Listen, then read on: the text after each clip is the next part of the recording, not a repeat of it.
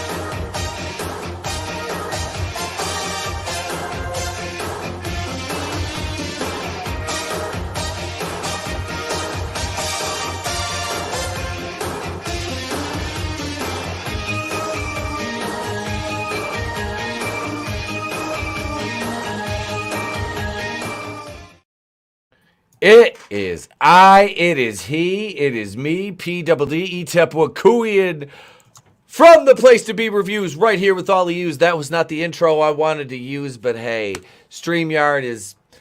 Let me put it to you this way. If Streamyard could actually, for once, be worth the $25 a month that I've paid them for, about 2 fucking years now, I would feel like Craig from... I would be so happy. But no, Streamyard has consistently just proven themselves. But the problem is that the platforms, there's not an alternative. There is. It's not as good. No, the interface is nowhere near as good. Mm-hmm. And the caveat to that being, like, I mean, I feel like an old timer on YouTube when I started it. Back in my day when I started doing these here live streams, we used Google Hangouts. You know, that was everybody used Google Hangouts. But it's come to this, and StreamYard, you know, for what it was at first was absolutely fucking, you know, it was worth it. And now it's just, like I said, just stupid little issues, little glitches with it. But StreamYard, you know, hang on, do I have it? I got to see if I have it on here. Let's see. Is it I don't know if I have Captain Falcon. The fact that you have to pay a higher subscription cost to have more people on the thing and to have better picture quality is stupid. Yeah, and you know, StreamYard just quit being a cunt. That's what I got to say to you, StreamYard. Outside of that, let me introduce this wonderful panel. Wait, let me acknowledge the chat here. Let's see who we got. We've got so far we got Clone Geek. Hail. Let's see. Clone Geek says Last Jedi is the most blatantly racist Star Wars film. Everyone who likes it is most likely a white supremacist. Think about it. Do you know about non-white people who like it? Godzillionaire, hail. Scrambles the Death Dealer, brought to you by Fentos, the Breathtaker. ETAP, did your dad ever give kids baseball cards, or is it just Kendo living in that utopian world? No, my dad, I don't know. He used to just, I thought my name was Motherfucker until I was like 16. Sister Mary Six Gun, hola, mi preciosa pinche huesos. I see you, Sister Mary. Hola. Shawnee Step, what's going on? Welcome. He's got the J. Jonah Jameson going on. Welcome. All right, now let me welcome this amazing panel. I see we got a video in the private chat already. Let me introduce him. Let me bring the DJ on for the evening, ladies and gentlemen, Mr. CJP. What's up? It's me. It's CJP, the bearded bard of Bond, here to just show funny stuff and laugh and be weird. You know, the usual.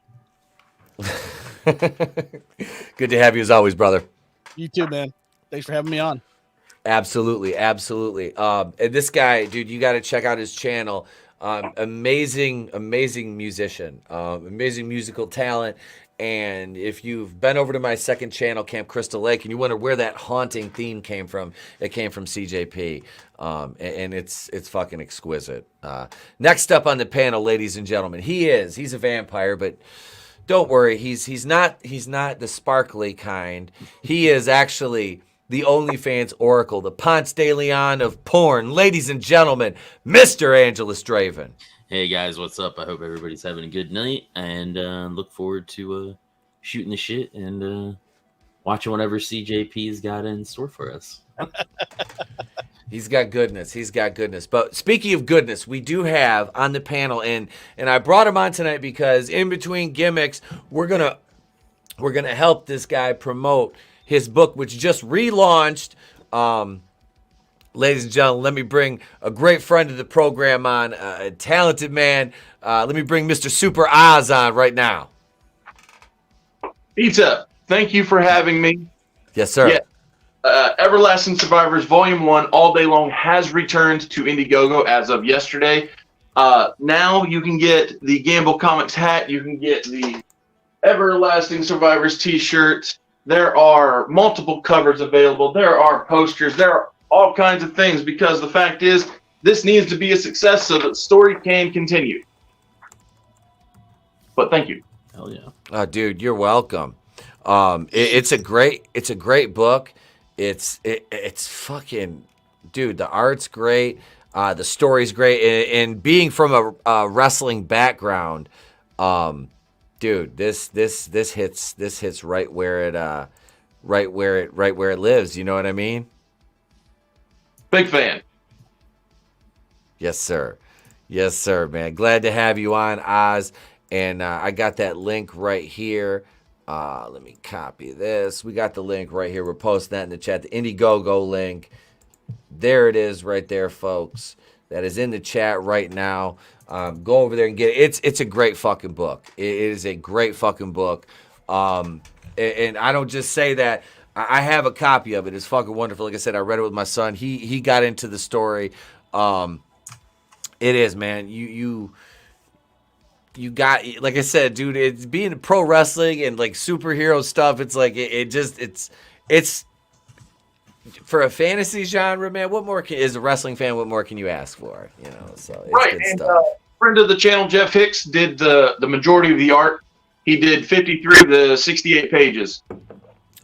Yeah, and yeah, big shout out to Jeff and the boys over at WCBS. I was talking to Nick earlier, and because I asked Nick, I said, here, let me put you on solo. Hang on, man. Hang on. Hold that back up. There we go. This is Yeah.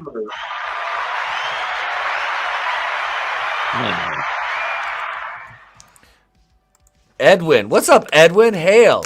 Oh, Edwin the Ace, Volume 3 coming. Okay, so he launched in September. All right. Need to get his. Well, I never got the second one. I need to back this one if he has a perk to get the second one on it. Wait, Sister Mary Sixgun says, "How long till the donkey show?" I was told there were snacks on a donkey. Well, we have to wait through the first half hour to do the donkey show, or else they get a little bit pissy. Mama Susan will be coming for us. Yeah, Or I don't. Bitch turns out to be. Yeah, or whoever. Yeah, proxy Mama Susan is in the short term. And I know you guys, what the fuck are you doing wearing a Braves hat, right? Like, I'm a Yankees fan. Well, I bought this on clearance today for like $5. So I'm like, fuck it. I'm just gonna wear. I was like, it's a fucking nice snapback. I was like, shit, man. I was like, I'm Those Freebirds. Yeah, like $5, man. Like, what the fuck? Like, my favorite wrestling organization was based out of Atlanta. You know what I mean? WCW. So, what's that? Bad Street? Yes. Dude, Bad Street. Atlanta, GA. That fucking song. That's Cody. Cody? Do you want a link? Cody was on Wednesday night with us. Do you want a link? Are you free? Are you free? Do you want to link Cody? Wait, Godzilla. I thought ETEP was wearing a Bama hat. I was about to say, oh my god, I love The Last of Us. I have an Alabama hat. I do have a Bama hat and hoodie that somebody bought me as a gag gift. I'm a Buckeyes fan. I mean, I make no bones about that. I'm an Ohio State fan. But no, I will rock the Alabama. I have like I have a University of Tennessee hat that I bought when I was down in Knoxville working. But yeah, I'm a Buckeyes fan. I live in Michigan and I'm an Ohio State fan. That causes all kinds of fucking problems up here. Trust me. My in-laws both graduated from U of M. My mother-in-law played like sports there and shit. So yeah, it's like a fucking holy war at the holidays. But to be fair, my mother-in-law did get me some badass Ohio State pajamas for fucking Christmas this year. So I was like, the olive branch has been extended. Let's check out this. We're going to check out our first video of the night, ladies and gentlemen. Wanted to find a new car for my daughter because she's at that driving age. So okay, I'm checking out some different places, and I thought this place, I might have to try this one. See, all right, let's. Oh God, yep. Dude, I saw this. Like I said, I spent over a half decade in the car business, and we used to play this in the showroom when we'd hire new people. Oh God, this is beautiful. I haven't seen this in a while. Yeah, this is fucking amazing. Here we go. Fucking I've Big seen Bill. this is great. Big Bill Hells. This is fucking amazing. Fuck you, Baltimore! If you're dumb enough to buy a new car this weekend, You're a big enough schmuck to come to Big Bill Hell's Cars. bad deal. Cars that break down. Thieves. If you think you're gonna find a bargain at Big Bill, You can kiss my ass. it's our belief that you're such a stupid motherfucker. You'll fall for this bullshit. Guaranteed. If you find a better deal, Shove it up your ugly ass. you heard us right. Shove it up your ugly ass. Bring your tray. Bring your title. Bring your wife. We'll fuck her. That's right, we'll fuck your wife. Because at Big Bill Hell, You're fucked 6 ways from Sunday. take a hike to Big Bill Hell. home of challenge pissing. That's right. Challenge pissing. How does it work? If you can piss 6 feet in the air straight up and not get wet, You get no down payment. don't wait. Don't delay. Don't fuck with us or we'll rip your nuts off. Only at Big Bill Hell. The only dealer that tells you to fuck off. Hurry up, asshole. This event ends the minute after you write us a check. And it better not bounce or you're a dead motherfucker. Go to hell. Big Bill Hell's Cars. Baltimore's filthiest And exclusive home of the meanest sons of bitches in the state of Maryland. guaranteed. That's great. I fucking love that. Bring can your wife. We'll fuck her. I can see Vince Russo actually writing that as a wrestling angle. Challenge pissing, I was baby. missing. If you can piss 6 feet up in the air straight up and not get wet, you get no down payment. Yes, OSU. Shawnee Steps says Baltimore. What up, Hicksville and Hale? Let me give a shout out real quick to my channel members. I gotta update the channel members video because there's 41 of you guys. We're working our way back up. We were at 53. We're at 41 now. We're gonna work our way back up. We're gonna pass that 53 mark. Let me give a shout. I don't have. Oh shit. It won't let me update the new channels member video. That's right. Yes, because Streamyard's being a punk ass bitch tonight. It will not let me upload this video. So let's see if it'll let me upload. Let's see if it's. See, now it's doing it. I had a brand new intro made for tonight. All right, brand new fucking intro for the show made. Beautiful intro. Well, it'll be completed next week. We'll have it uploaded by next weekend. But yeah, do you guys remember the Car Badger ads? Mm-mm. No, No, I see 2 no's and a yes. Dude, that's another one. Hang on. We'll watch a Car Badger. Those were, oh my God. Okay, so I used to work with this old guy, like cool as fuck, right? He was probably probably 57, 58 years old. He was my desk mate. Like, he was right next to me. And his name was Sean. He was an old dude. And I'd fuck with him. I'm like, what's your name? When he first started, he goes, Sean. I'm like, all right. I was like, you're old. I was like, your name's Sean. I was like, I'm going to call you Sean Hannity. And he goes, what? I'm like, that's your name. I was like, I'm just going to call you Hannity. So from then on, like, we worked together for like 3 years. I just called him Hannity. And he would sit there in the afternoon and fall asleep at his desk at like 2 o'clock, like after lunch, we'd hit like a lull for like an hour and a half, and he'd sit there and act like he was doing cold calls, and you'd see him with his arms on his chest, just in the sun. Like we were right by the window, like he was right next to the window in the showroom, and I was the next desk over, and this motherfucker would be just like that, just at his sleeping. desk. And the one guy, we were this big black dude, Mo, that used to work with us. Mo just started, like, Mo walked over and he looked. He goes, Pete. He goes, is he dead? I was like, shut the fuck up, Mo. I'm like, no, man. I was like, it's nap time. I was like, this is his nap time. As I cover for him when he fucking sleeps. If the phone rings, I automatically transfer it to my extension. I was like, I just take his messages for about a half hour. It's like I let him take his nap. I said, you know, he's sleeping off his lunch. Reminds me, I used to work at this IT firm as a cubicle farm, basically, and I was in the what they called the provisioning side, where we would order the internet services for these different companies, and then I sat like one cubicle over from the tech support side. Well, there's this one guy that worked there who also, him and his wife owned a bar, so he was constantly, you know, working late. So he was asleep a lot of times because he'd be on hold for like, you know, 30 minutes to an hour sometimes, trying to get, you know, stuff done. So he just, you know, kind of nap. Well, one year they always had this big Christmas party every year that the bosses would throw to try to, you know, make the employees feel like they actually gave a shit about them.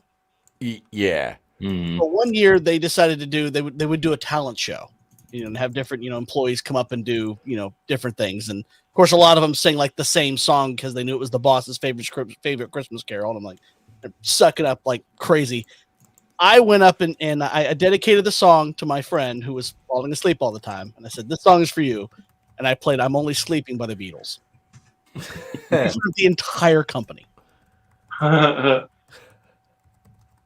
thankfully I cleared it with management too, because I told them what I was going to do. I said, I don't want to do this out of the blue and, you know, get in trouble for, you know, calling out an employee. And I didn't get to the CEO of the company because he's sitting there going, I'm sitting there literally calling out an employee in front of 200 people. Oh my God. This motherfucker just dude, it's funny too when you work for companies like that, the shit you see, isn't it? Like it's like I worked for like an auto group, but we had 6 dealerships, and like with what I did, I got to go to like all the locations and get like, dude, the car business is basically like the wrestling business. You want to talk like outcasts and fucking outlaws and shit, like and just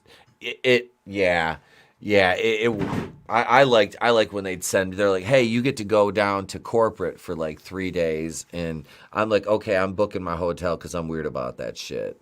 They're like, okay, so I'd pick a hotel. It'd be like, the hotel would be like right by, because like it was in like, it's in Saginaw, like our corporate headquarters. So I was like, I got to work at the corporate store, so I'd book a hotel that was in between a gym and the dealership, and there'd have to, like, in the hotel I happened to book had a really nice bar, so it was it'd always be like a fun. I roll in like right as they're opening and shit, you know, everybody's getting ready to start, my ass coming in hungover, like I had a good workout last night, but then I went back to the hotel and had a burger and 8 vodka tonics and watch We Bare Bears for 6 hours in the fucking hotel.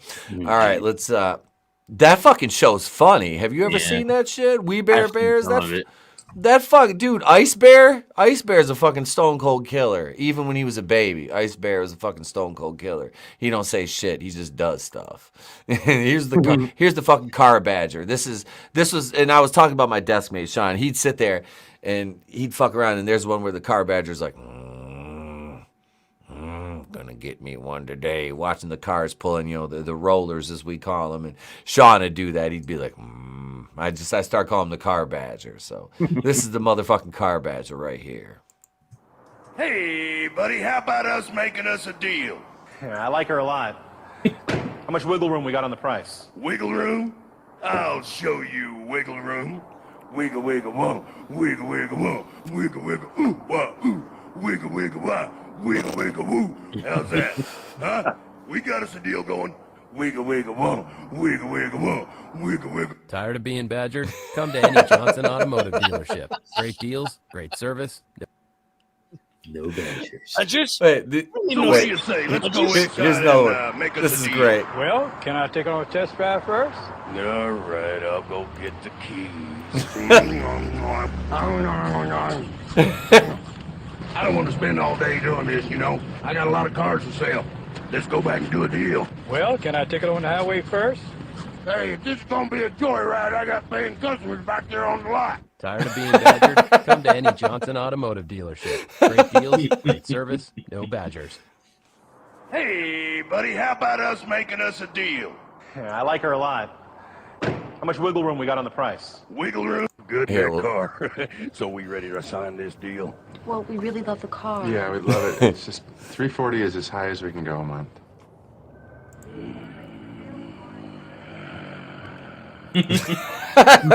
You're kidding me, right? All the paperwork I had to Hey, do, Sherry.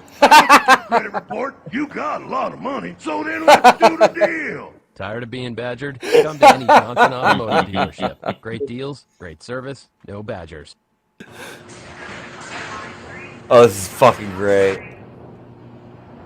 Excuse me. Don't talk to me, I'm on my popcorn break. You know what time my car's gonna be Do ready? you see this suit I'm wearing? I don't fix cars, I sell cars. Well, they've been here over 3 hours and it's... Do I look like I care? I don't. Tired of being badgered? Come to any Johnson Automotive dealership. Great deals, I great fucking service, love no this badgers. shit. Can I help you, man? Oh, Yeah, I'm interested in this SUV. As soon as your husband gets here, I'll be more than happy to show you all the features. Actually, it's for me. Well, then no need looking under the hood. Here's where the cup holders are, and there's the rear view mirror. That's where you can put on your makeup. And this is the steering wheel here. It's what you use to drive with. Hey, honey, come on back here. Tired of being badgered? Come to any Johnson Automotive dealer. Wow. I fucking love that car badger. And the funny thing is, like, there's dudes that I work with in the car business that are actually like that. Like, they don't give a fuck. Like, they've been there for 20 years, and it's like, yep, mother, that don't talk to me. I'm on my popcorn break. I've seen the old guys, like, one dude, he lunch every day. Like, being in the car business, you don't really have like a set schedule. You know, you work from like, it says 9 to 6, but like if you have a deal going, you'll stay there till 11 o'clock at night to close that motherfucker. Like this dude, like every day, he worked at a factory for like 20 years before he started selling cars. So it was like, this is my lunchtime. I'm fucking going. Like, I remember him trying to like cut out in the middle of a deal one time, like after he first started, and being like, hey, can you cover for me? I got to go to lunch. I'm like, you're fucking, like, they are ready to sign papers and you're getting rid. My GM come out and he was like, what the fuck's going on? I'm like, dude, he's trying to cut and go to lunch. They're going to buy. Derek pulls him aside. He goes, hey, he just say to me, he goes, tap dance for him. I'm like, okay. So I go over and I just start bullshitting with the customers and just act like a fucking, just a clown and tell him a funny story for a couple minutes. Derek pulls it back and he goes, and Derek was like one of my best friends. He hired me out of like pro wrestling. That's like, he owned one of the wrestling companies. He was part owner of what I was working for. And he was like, he took him to the back. He goes, what the fuck are you doing? The guy's like, I gotta go to lunch. He goes, you got a fucking deal, dude. He goes, what do you, he goes, well, I gotta go to lunch. He goes, if you say I got to go to lunch one more time, he goes, I'm giving your deal to Pete and you're fucking fired. He goes, you're fucking fired. He goes, go close these motherfuckers and then he goes, I'll buy your fucking lunch. It's like, holy shit, dude. Like, talk about like creature of habit, like routine. Like, oh my God. I'm done. No more car business stories. I could go on for fucking days about that dumb shit. Author Stephen Walton's in the chat. Hail, Author Stephen. Oh, God. Author Stephen Walton's a channel member here. And Tehillim29, shalom. Shalom, Tehillim. And good to see you, too. Lovely Sherry's here. Sherry baby. Welcome, Sherry. There it is. We don't have Chris. There it is.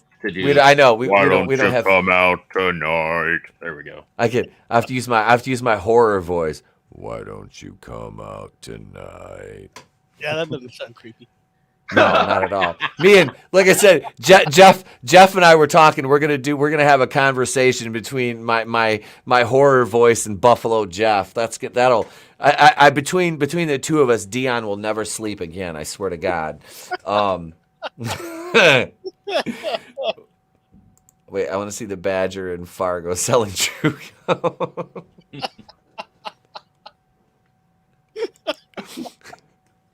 Dude, that fucking Fargo show was good. I did not dislike that. The movie, the original movie, it's funny because like that Cutlass Sierra Broham they use that's in the two-tone, which is called Burnt Umber, which the only reason I know is because I had that fucking exact same car in high school. But it was all, I had like chromes on it and it was all pimped out. But yeah, I did. I had that same fucking Cutlass. Isn't the show a prequel to the movie? I don't know if it's supposed to be or not. The show is really good though. Like it's funny because like Kirsten Dunst is on there and her husband. What the fuck? Who let the dog down here? Me. Oh Jesus! Here. Who let the dogs out? You scared the bejesus. You brought me popcorn here. Want an earbud? I'm gonna be right back up. Okay. Here, you want to say hi? Yeah. Hi, Trey. Okay. What up, man? Hi. How are you? Bye. Good. He's grabbing Mario. Oh, cool. Mario. Lego Mario. We still need Luigi. Do that. It's a me. Hang on. What? Yeah. Why don't you do the voice? Do it. Say, it's a me. Stop or I'm going to pump. No, can I see it real quick? Why? Because I want to see this. See the shit I put up with? What? I'm going to let... Wait, I just came down here to see Dad eat popcorn. That's what I'm doing. That's what I'm doing. And hey, just let you know when you need... What? I voted. What? That's it, I voted. Oh, how'd your D&D thing go? Good. We didn't get to play today. Oh, you didn't? Okay. No, we went shopping. We didn't get to play. We ran out of time. This is Mario. And then we ended up going and hanging out. And like I said, I had a few drinks. This is Mario. We've already established that's Mario. See you later.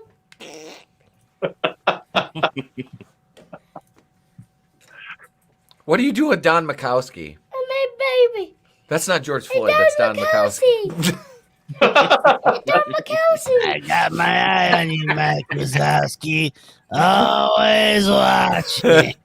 What are you doing? Is that Chuck Long? What the hell are you doing? They came down here to fight. Chuck Long's fighting Don Mikowski. It's the battle of subpar quarterbacks. Oh, like this is the Green. Yeah, it's Green Bay. Great grandma bought me that. I don't know why I hate Green Bay, but she bought me Don Mikowski. All right, go put him back. All right, come on. I'm trying to somewhat entertain people here. Wait. All right. Wait. He gets his helmet off. I'll just go upstairs and make some taquitos or something and let him. And then he smacks him with his helmet. What? Jesus, help me. Where's Dave Dewerson? He'll shoot himself in the heart. Wait, where is he? Too soon? Hey, Carl. What up, Carl?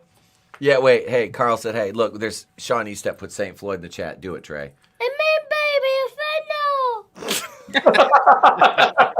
I got 2 fentanyls right here. That's Babe Ruth and Mickey Mantle. Don't you disrespect them like that. Yes, I will do whatever I want. How dare you? All right. Don't break it. All right, put these back over there.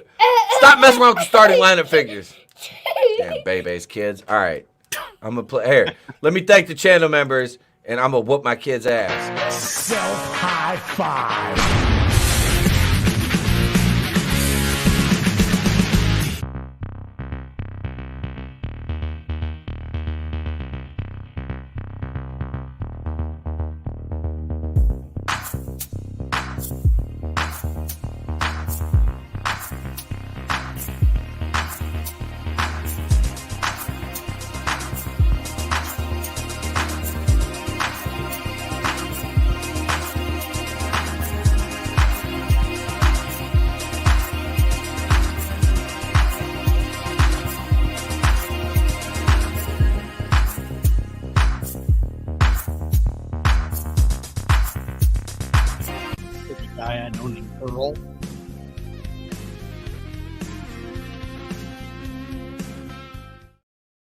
No kids were actually harmed in the filming of that sequence. We're good. We're good. When's he getting his own show? He'll take over the channel in about a week or two, and it'll be it'll blow up, you know. I'll just do it. Okay, so this is before we're gonna play the next clip CJP shared, but quick side story. Yeah, it's a new episode of Star Trek. Oh yes, excellent. Wait, I'm sure Babe Ruth would have tried some fentanyl. Probably, it's Babe Ruth, you know. I was like, that episode of Seinfeld when Steinbrenner's like, Babe Ruth was just a fat guy with skinny girl legs. Jeez. He was. God, he was. God damn it. He's like, he's not wrong. I know. He's out of line, but he's right. All right. Let's play the clip. Fuck it. I'm done. This popcorn's delicious. Here we go. Space. The final front porch. These are the voyages of the Shark Tits Enterprise. Not Shark Tits. Look. We're in a ship. It goes around other planets, man. Come on, I'm being serious. Shark Tits. Captain's log. Hey, ever think that you're gonna say one word and then another word pops out?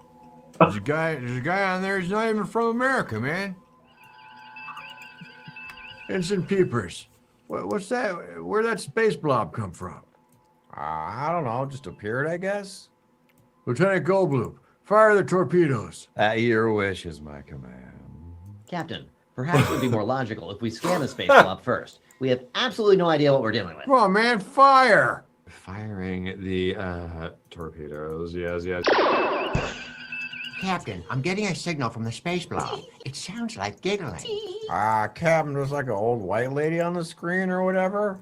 Hey, new friends, yay! This is Captain Job DeBryden of the Shark Tits. Not Shark. Look, identify yourself and state your intentions. It's me, Michael, and I want to play a game with you. Wait, are you the same Michael McJacko from our home planet that sings and walks magically backwards? No, a different one. Come on, play a game with me. No thanks. You seem kind of weird. Mr. Muff, full reverse. Kill Beans, Coach Ace. No, I want to play. Hey, come on, man. Reverse the engine, you fucking nerd. I'm giving you a roll, she's gone. Oh no, Splock. My brand new fat tits are flopping all over the place. I'm not looking. I'm an Orthodox Vulcan. Okay, time to play now. 1, 2, 3, go. Oh, good, he's gone. Great work, everybody. We've defeated Michael McJacko. Splock, organize a party tonight to celebrate our victory. Sir, obviously Michael Jackson, not McJacko, by the way, is not defeated. He clearly stated he would like to play a game with us, which is absolutely terrifying. Plus the fact that the ship still isn't moving would indicate he's still very much a threat. Hey, yeah. We still aren't even flying around, man. Hey, Muff, gotta get the thing moving, man. That's what a ship does. Come on, man. We came in here. We gotta get out of here, man. That's the thing. Hell is that, nerd? Ensign Peepers. Mellow Muff thinks you're super cool. Go back to Yen's room and tell him we're not get the juices flowing again, man. Okay. That kid's pretty cool. Fillets a lot of fish, if you know what I mean. Well, he can stab this tuna any day, baby. The fact that you two are in charge of anything is frightening. But what's even more scary is getting your legal documents from anyone other than eForms.com. From NDAs to rental agreements, eForms has all your legal document needs. Your face will be the only thing set to stun when you see how much money you'll save. Oh my So if you're tired God. of being taken advantage of and looking like a complete schmuck, use eForms. eForms.com. What the fuck are you talking about? Captain, I'm getting another signal. It's Michael McJacko. He's still here. Where? Everywhere.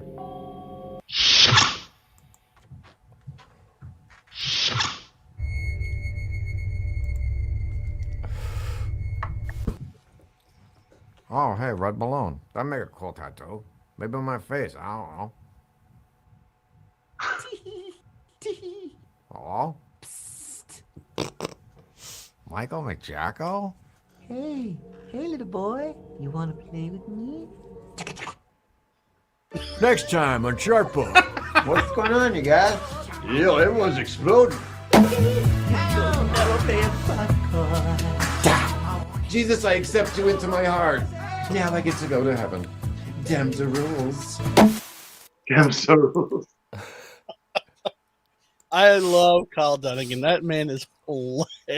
Fucking Bill Maher at the end, dude.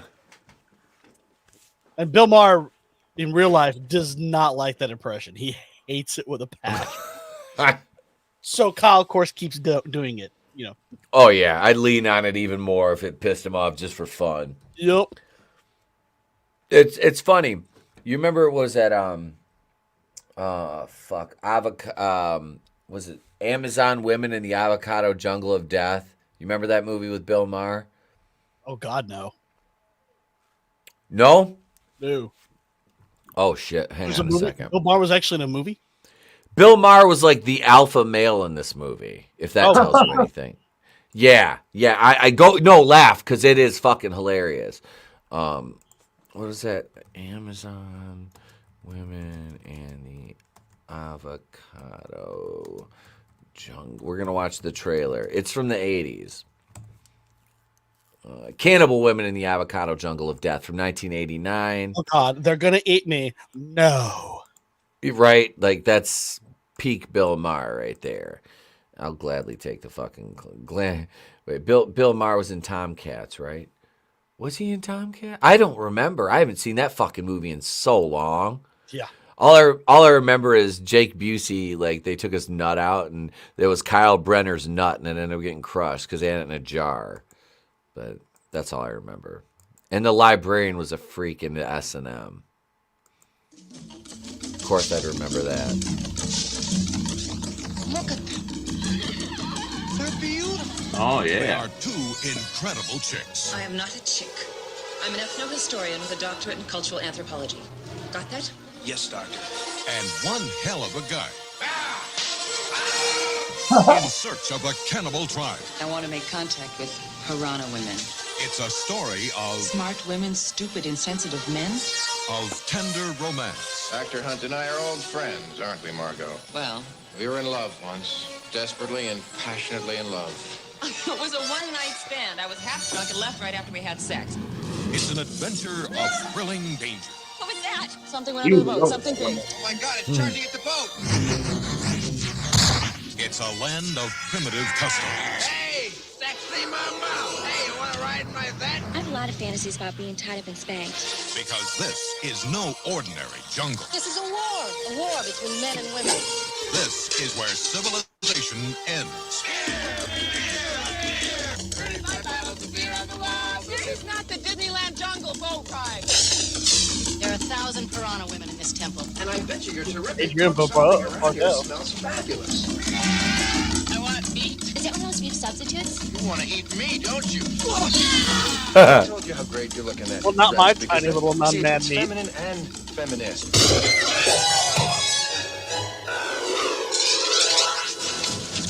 Jerk. Kill him. Oh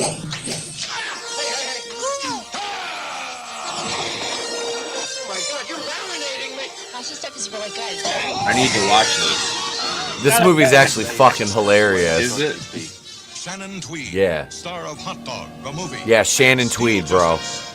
Adrian Barbeau. Escape from New York and Swamp Thing. Oh, yeah. Cannibal women in the avocado jungle of death.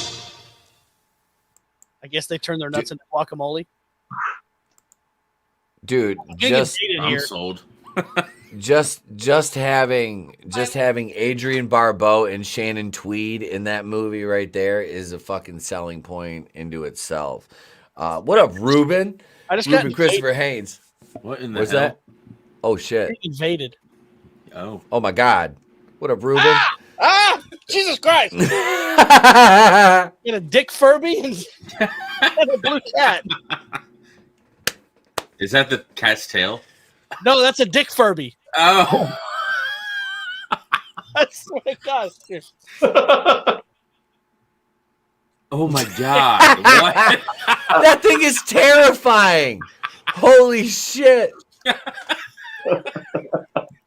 Oh, that's hilarious. I actually had a Furby growing up. It's my daughter's fucking with me. I'm terrible.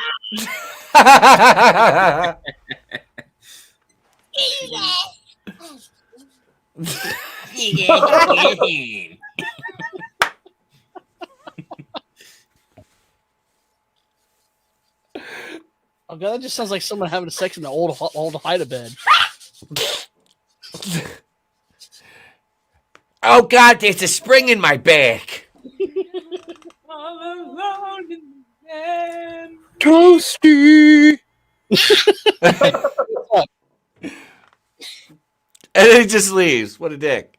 What a dick. Let's see how you are.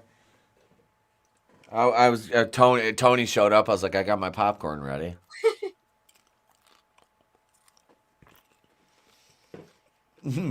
Ruben says, "What the fuck? How disgusting! Do it again." Ah! Wife, were you slapping me? Ah! Wait, hang on. Where's it at? Wait, there it is. How dare you? All right, that's enough, girls. He's scolding the puppets. Yeah. Then my daughter just flips me off. Mine doesn't do that yet. He's still young enough. He doesn't do that yet. He just chops you. He does, dude, but he lays those fuck. Okay, so he's like he's gonna be 8 this July, right? He is like 100 pounds. Like he lays those chops, and I'm like, God damn, man! Like pull back a little. Like at least like let me sell. He's like he open hands him too because I taught him like the open hand because that's how I used to lay. I didn't do the knife edge. I come backhand and slap, and that's what I taught him. Either that or he'll throw, but he can throw a mean overhand too, and just. Yeah, he lays them shits in, man. Like yeah. Sorry for the raid, but my girls were still up and kind of in a weird mood. Dude, it's okay. Nice, you're on E-Test channel.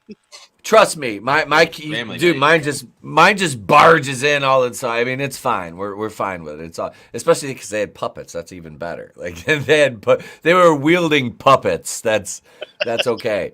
That's okay. We like This is that. a puppet I've had since I was 12. That's what's up. Still fairly good for its age. So I wanted to be a ventriloquist when I was a kid. I have a Charlie McCarthy, right? My mom got it for me for Christmas when I was, I think, 6. I can't believe I've never really brought this up, but back then, like CJ, you might remember this in the old like JCPenney catalogs, they'd have the ventriloquist dolls. Yeah, I remember those. Like the Edgar Bergen dolls and shit like that. So like I like Charlie McCarthy. So like my mom got me Charlie, and like I practiced with him, and it just never really went anywhere. You know, I kind of just like doing regular stand up. So I didn't go anywhere with the ventriloquist. I was never really that good at it. My mom gives me I get all my toys, right? Brings me all my Star Wars, G.I. Joe stuff. In the original box is Charlie McCarthy. My wife freaked the fuck out. No way you're keeping that in the house. No fucking way. Like, are you serious? Yeah, no. That's not staying in the house. You need to get rid of that fucking thing. I'm like, I've had this thing since I was 6 years old. Like, I don't want to get rid of it. No slappy? No. And that's what... so we'll get to you. So my mother-in-law has a miniature Charlie McCarthy at her house. Mm-hmm. So... I give my Charlie McCarthy to her for safekeeping. I'm like, so whenever we go to their house, Trey fucking goes and grabs it. And it's fucking Slappy. My wife's like, God damn, I fucking hate this thing. Because he can't touch the other one she has, but mine is, it's fine. I don't care, But yeah, so he does. He fucking goes around, he's moving his mouth, and oh yeah, it's fucking great, dude. My wife's like, God damn, I hate that fucking thing. I was like, something happens to your parents. He's coming home with us. She goes, the fuck he is. That bitch gonna be like Annabelle. Be like Annabelle in my house, locked in a glass case. Do not open. She fucking hates that dog. Hates him. I was like, I've had this since I was a kid. Like, what the fuck are you afraid now? When I was a kid, I had the goddamn... You remember Poltergeist, that clown, that stuffed clown that pulled a kid? I had one that was almost identical to that. All right? So when I saw that movie, I took that fucking clown and, like, my parents have this big-ass, like, old farmhouse. There's a closet upstairs, like, that goes, like, because the upstairs is huge. So I would go like halfway down the upstairs of the house and there's this one closet. I took it and I put him in the very back of that closet. Yeah, there he is right there. There he is right there. Oh, slappy. That's my favorite part. That's my favorite part of the Goosebumps movies is that motherfucker, dude. He's great. He is. And it's Jack Black doing the voice too, which is even better. I only seen the first one. I haven't seen the second one, but I like the first one. It was neat seeing a lot of the stuff come to life better than the show, I thought. The second one leans in a lot more. Okay. And it's got the one, the blonde chick from the Jumanji movies, the little skinny blonde girl. Okay. She's in it. She's the daughter in that one. It's a good, like, Trey loves those. I've seen each of those about fucking 20 times. I swear to God, my kid fucking loved those. What up, Nelson? He says, I can't stay, but huzzah to all you lovely motherfuckers. Have a great show. Catch a replay tomorrow. Don't kill anybody. We promise we won't. I can't guarantee anything at being a vampire and all. Night, Ruben. Have a great night, brother. Love you, man. We need to, we're gonna get Ruben on here on a Saturday. Ruben, let's just plan on next Saturday, Ruben. Next Saturday night, if you're available, you come on with us. There you go. There you go. Speaking of movie trailers, I popped one in the yeah. We need to do a watch party of this movie. Oh, the Puma. I've heard of this. I've never seen it, but I have heard of this one. Yeah. I haven't seen it either. But I've heard it. I've heard of this. 1980. I've watched this thing 100 times. Oh, this movie is from the year I was fucking born. All right, let's go. An ancient Aztec legend. A god who descended to earth from the stars at the dawn of time and became the father of the first Puma man. What the hell?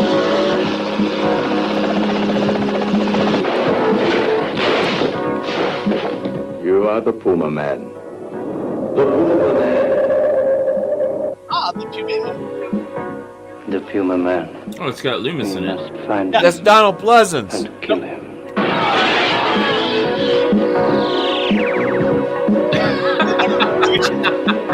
It's clearly on a run, you can tell. I will destroy your powers. I will destroy your mind. You belong to me now. I can't! I've got to go! Calm yourself. If you go, you're lost. They'll kill you. What do you want? The gold mask. Oh, incredible. The Puma man. Here in the back.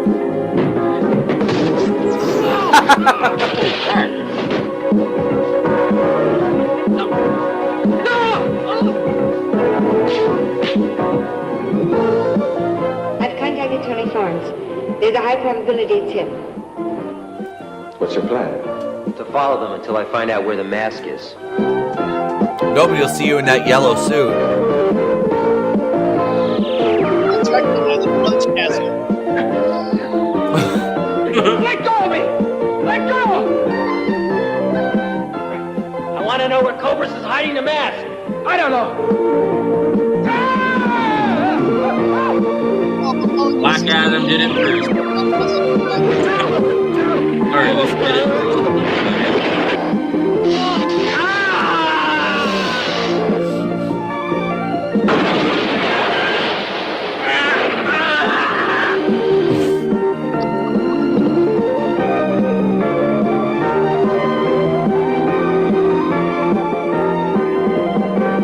The Puma man.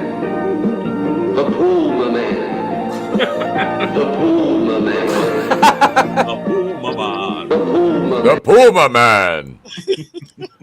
La Puma Man. El Puma Man. Holy shit. That's crazy. How have I never seen the trailer for that before? Well, I said I was introduced into it by Mission Science Theater 3000. Mm-hmm. Oh my god! I think that was the first episode I ever saw of that show in college. Was that episode? And I was hooked immediately from then on out. That's spectacular. Like Donald, how did they get Donald Pleasance in that? It was in the 80s. I mean, he really wasn't doing much at that point. Yeah. No, he'd already was it. Because Halloween came out, what, 78? Yeah, he was what? He was Blofeld, right? Mm-hmm. And that was well before that. Yep. So, yeah, Halloween came out in 78. They did the sequel in 82. So that came out. I don't know what he was doing in between there. Like, Puma Man. What he was doing Puma Man. Yeah. Fuck. No, it's Puma Man. He can't even say the word Puma, which makes it even Puma. funny. I wish, I swear to God, I would. All right, here's what we need to do, Draven. When we're in Cincinnati, we're going to get a Ouija board. We're going to contact Donald Pleasance, and we're going to ask him why he did Puma Man. It was his version of Puma. I swear before God, if a goddamn demon attaches itself to me because I tried to interview Donald Pleasant's ghost, so help me God. And I'm going to be so pissed off. The full movie is on YouTube. We need to watch that. We need to watch that on a Saturday. That's got to happen. That's going to be our next watch party. Fuck yeah. Let's go. We're going to watch Puma Man.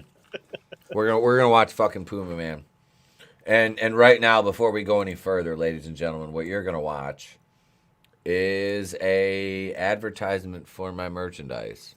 Following announcement Has been paid for by the new Wakuian Order. ETEP here. I know you've been asking for it, so we've got it. You want that new Wakuian Order merchandise? Here it is. T-shirts, mugs, towels, hoodies. It is all there. Tote bags, ladies and gentlemen. And if the new Wakuian Order's not your thing, well, we've got something for that, too. We've got the old school Going In Raw, the Place to Be Reviews Egyptian logo. We've got the ETEP and Mini ETEP shirt. We've got tank tops. Monday Night Going In Raw, no protection required. We've got leggings. Ladies and gentlemen, it's there if you want it. If not, just subscribe. It's free. It always will be. Thank you very much. There you go. You can get you. I'm going to do this real quick. I don't want to do this, but here, look at my ugly ass for a minute. There, you can get you one of these. Order. Let it fly. I'll have I don't know if I'll have any hoodies with me when I come down to Horror Hound, but I'll have some t-shirts. I had to get these motherfuckers printed out. The t-shirts are really like the logo on the t-shirts is it pops like more white. I like this because it looks like pre-faded. Honestly, I like it. And I've had this for I think 3 weeks. I've washed it I've worn and washed it 6 or 7 times, and it's fucking there's no the logo hasn't fucking faded or anything. And I know it might seem expensive. I chopped the fucking price down to literally to where I make I think $2 on one of these if I sell one over there. So, and this I wanted to get the nicest because so I wanted to pick the nicest hoodie I could, and that's why I got one and ordered it as soon as I put them up there because I wanted to see. And there was a backlog on orders too. Teespring was experiencing backlogs on all their orders. So mine, I ordered it. It took a while to get it. It did. It took way longer than it should have. And they I emailed them about that as somebody who uses them as a creator. I'm like, hey, what's going on? The guy emailed me back within probably 45 minutes of me sending him an email, quick. So I was happy with that, and he was like, yeah, we're literally 2 weeks behind on all orders across the board. I'm like, okay, thank you for the explanation. They discounted my shit. But yeah, I got the premium hoodie on their site because I wanted it to be able to be worn and washed over and over again and not lose color or shrink. And this, I have a problem with sleeve length. I'm 6'3". I've got fucking pterodactyl arms. I'm like Tayshaun fucking Prince. So I don't like if I stretch my arms out and my sleeves come up my fuck. I hate that. Like if I roll my sleeves up, I that's fine. But like if I'm like they're down, I don't want to like extend my arms and have them right. These like I've washed this. Like I said, they don't at all. It's nice. Like no, the waist. It's not the tight waistband. It's loose around the waist, which is what I prefer. And they're nice, they're comfortable, and it's a nice material. And the inside is like it's that super soft material too. It's not like coarse at all. It's really nice. So yeah, there's my sales pitch right there. But the hoodies are nice. That's what I'm saying. And the t-shirts are fucking dope too. Order a size up though. I've noticed that with these specifically, like my other merch has been spot on. But like I got Trey an adult small t-shirt and it was too tight on him. So he gave it to his girlfriend, which is kind of funny. So he's marking his territory already. He's got her wearing the black and white. I'm like, all right. I just walked up and I'm like, too sweet. Yep. You'll learn that, girl. Too sweet. But yeah, let's we got another clip here, ladies and gents. But before someone out with something. Before we play that, though, I'm going to drop this in the chat. Here's Everlasting Survivors. Indiegogo link is in the chat right now. Ladies and gentlemen, do it. Do it. Support this book. I'm not going to hard sell you. You're not going to fucking regret it. It's worth it, and it's fucking amazing. The art, the colors pop. The story's fucking great. You will like, yeah, if you're a fan of like superheroes or pro wrestling, this is like an amalgamation of both. So what the fuck else do you want? What are you waiting for? I like shot. What are you waiting for? Do it. Do it now. Do it. Get to the chopper. Do it. Let's go over here. Let's do this. It's a Family Guy clip too, which is even better.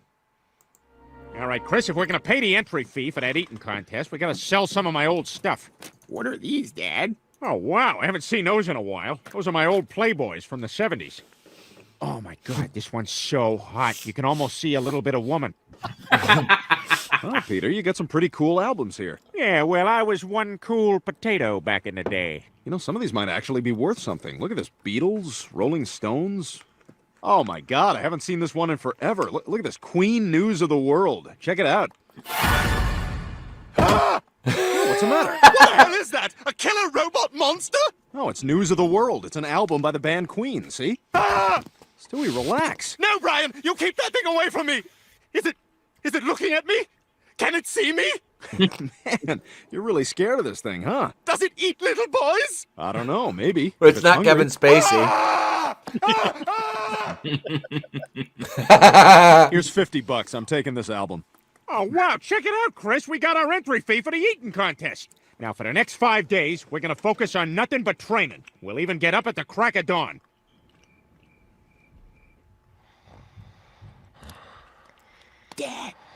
Dad, it's time to get up. Oh, jeez, Chris, it's the crack of dawn. Yeah, but Dad, you said to wake you up. Yeah, but it's, just get into bed with me and your mom. Okay, but what about training? You smell like melted cheese. Yummy, yummy, yummy, yummy, yummy, yummy, yummy. What the fuck? It's fucked up. Oh, good morning, Rupert. Please tell God. me to set the timer on the coffee maker because I completely forgot. You son of a bitch! Good morning. Thought I'd help you wake up. God, why does he look sad? He's already destroyed mankind. What else could he want? Hey, Carl. Hey, can I get a couple of scratch-off lottery tickets? Oh, sure, Brian. Oh, Brian, can I do one? I love scratches. Well, all right. Maybe just one. Cherry. Another cherry. Oh, come on. One more. Thanks, Carl. Yeah, you're welcome. That was fun. See you later. Hey, thanks for letting me be Yoda. Yep.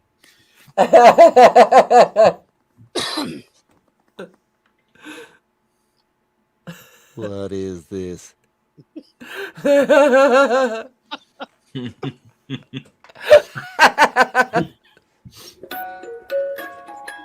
Oh my God, it's so creepy.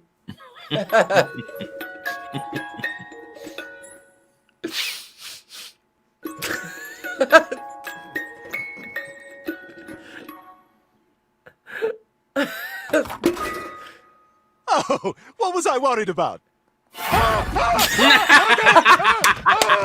He's bleeding, man! He's bleeding, and nobody's doing anything about it! I'll tell you what the news of the world is. We're in a lot of trouble! So good. Stewie? Rupert, we won't give that evil robot the satisfaction of killing us. We'll go together, on our own terms. See you on the other side. Oh my God! Stewie, no! What the hell's wrong with you? It's that robot. He killed Queen, and now he's going to kill me. He didn't kill Queen. They're all fine. Not mostly. Most of them are fine. Look, Stewie, I'm sorry to scare you, all right? But come on, it's not a real robot. See? It's just an album. Look. Here, you want to hit it? Well, I'm usually more comfortable around things if I can put them in my mouth. So, can I put it in my mouth? I guess. That's what she said. This is just an album! Yeah, that's what I've been trying to tell you. So, can you forgive me? Oh, I suppose so. I mean, Magellan forgave the Land Ho prankster. Land ho! Where? Psych, made you look, loser. Good thing there wasn't land, or else you'd have to meet the natives with that mustard stain on your shirt. What stain? Why Why did I even bring you on this trip? Because I'm the best damn land spotter in all of Europe. It's true, you are the best.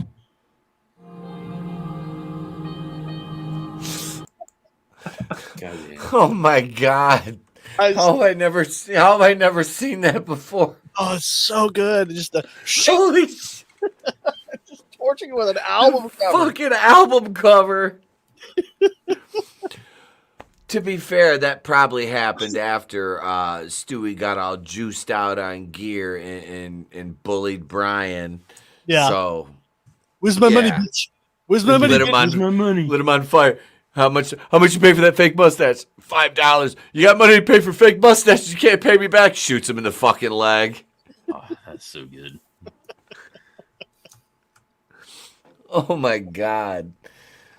Oh. That is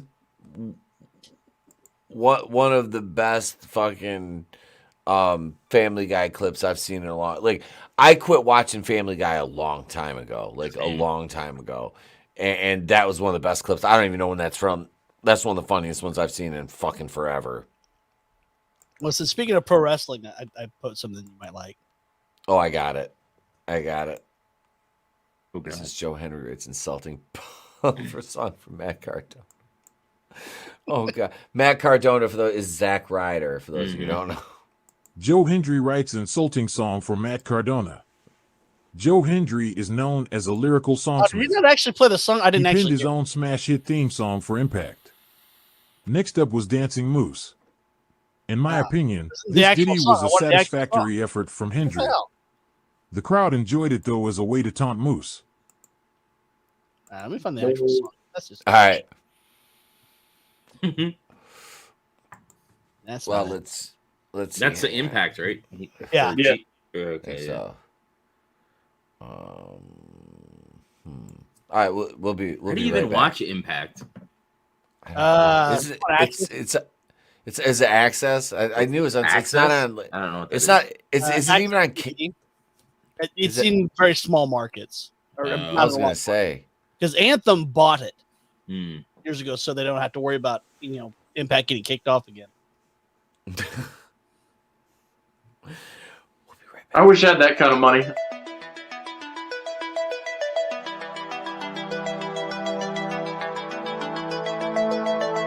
Hey, come here and make me feel like a woman. Come on, give me a nice wet licorice kiss. Gotcha! Now get out from behind there. You're ruining the painting. You're ruining my joke. I want you to tell all your friends about me. What are you? I'm Batman. Tell him that Ramon went to the clinic today, and I found out that I have herpes simplex 10.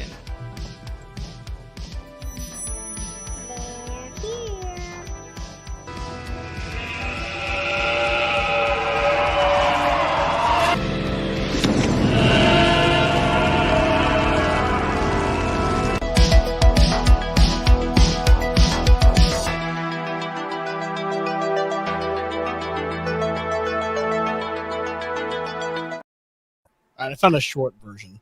All right. I haven't seen The Thing in forever, like the original version. Yeah. I haven't. I need to watch that. Like I watched that with my mom. 'Cause like I said, my mom was like the one that got me into like all the horror and sci-fi. Like my dad never really, he didn't get. I like there's a very few shows I can remember watching with him. Like Night Court was one of them, which was fucking odd because he hated like parody cop and like law shows. But that one, he liked the cast on it, I guess. So like I bought him a couple of years ago for Christmas. I bought him like the series on DVD, and I got him like I framed like the poster with the cast on it and everything for him. And he hung it in his office by a bunch of his Detroit police shit. It was kind of cool. So nice. But yeah, he likes that show. That's one. It's so I didn't even watch the reboot. I'm like I can't in all good faith watch this. I know John Larroquette's in it, which I love John Larroquette, Dan Fielding, the womanizer. I'm like I don't even want to know what they're gonna do to his character in this new one. So what I understand, he's now the defense attorney. He is. He flipped. He's got Marky Post's role, whatever she had. Okay. I don't remember which one was which. All right. Or he's the public defender, I think. Yeah.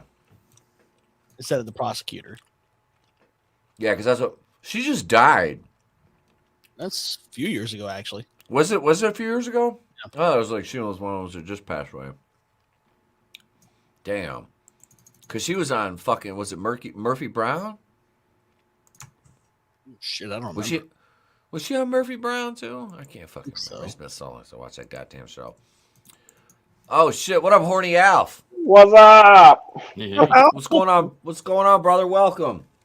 Yeah, I just thought I'd jump in. I was feeling like shit earlier today. I jumped out of the Legion stream, but I was feeling a little better. I thought I'd jump back in. Well, welcome, man. Welcome. We're doing the normal thing here on Saturday night, but we're also hang on a second. What the fuck is this? Why is it? Why do I get these fucking? What is this on Indiegogo? I have a fucking like ad here on this goddamn thing. I don't want to see your fucking privacy policy. I want you to go the fuck away. Fucking punk ass. And let me do this right here. Oz, I'm gonna share this real quick. We're gonna share Everlasting Survivors, and then we'll go to the next one. We'll go to the next clip. Here we go right here. Let me play? I'm gonna play the trailer. Let me play the trailer. It's a shit video. I mean it's fine, but I can talk better than that. Okay. Damn. Okay. All right. So all that does is it breaks down all the perk tiers. I mean I can do that here, but it really doesn't matter.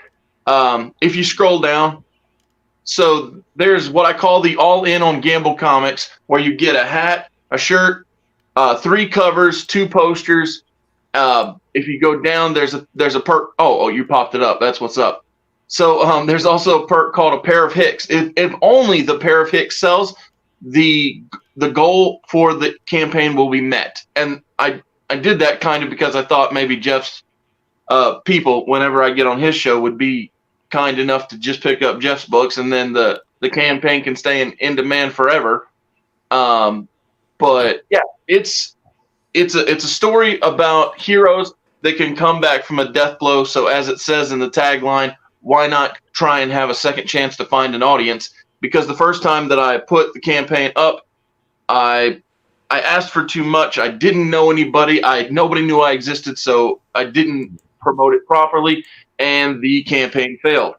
However, I still believe that the story is strong enough, and speaking of believing the story is strong enough, I know where it's going. I know where the characters have been. So as long as I can raise enough money to afford new art, the story will continue because, again, like I said, I know where they've been. I know where they're going. And, I'm passionate about making it or having the story continue. Hell yeah, man. That's awesome. Yes.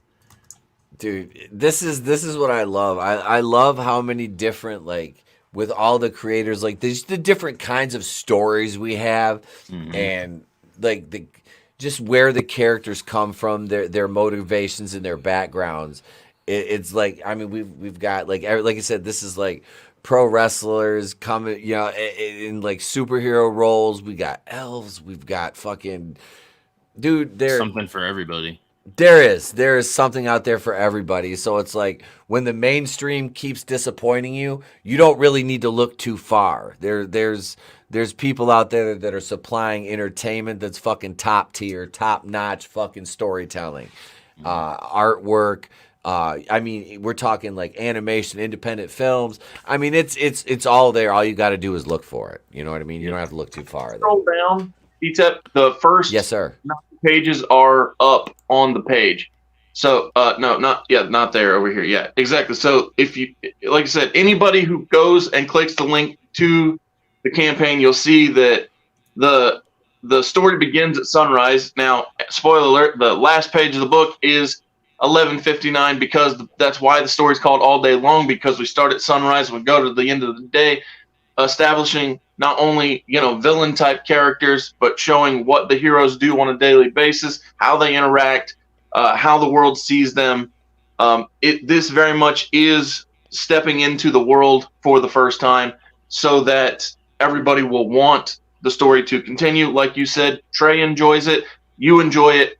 I've literally never had a negative critique. I mean, don't get me wrong, people have opinions, but what I mean is I've never had somebody say, hey, this is absolute trash. It should never have fucking been printed.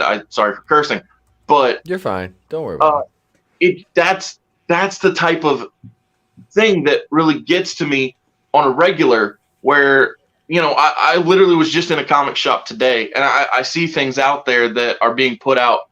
And I'm like, how is this desired by anyone?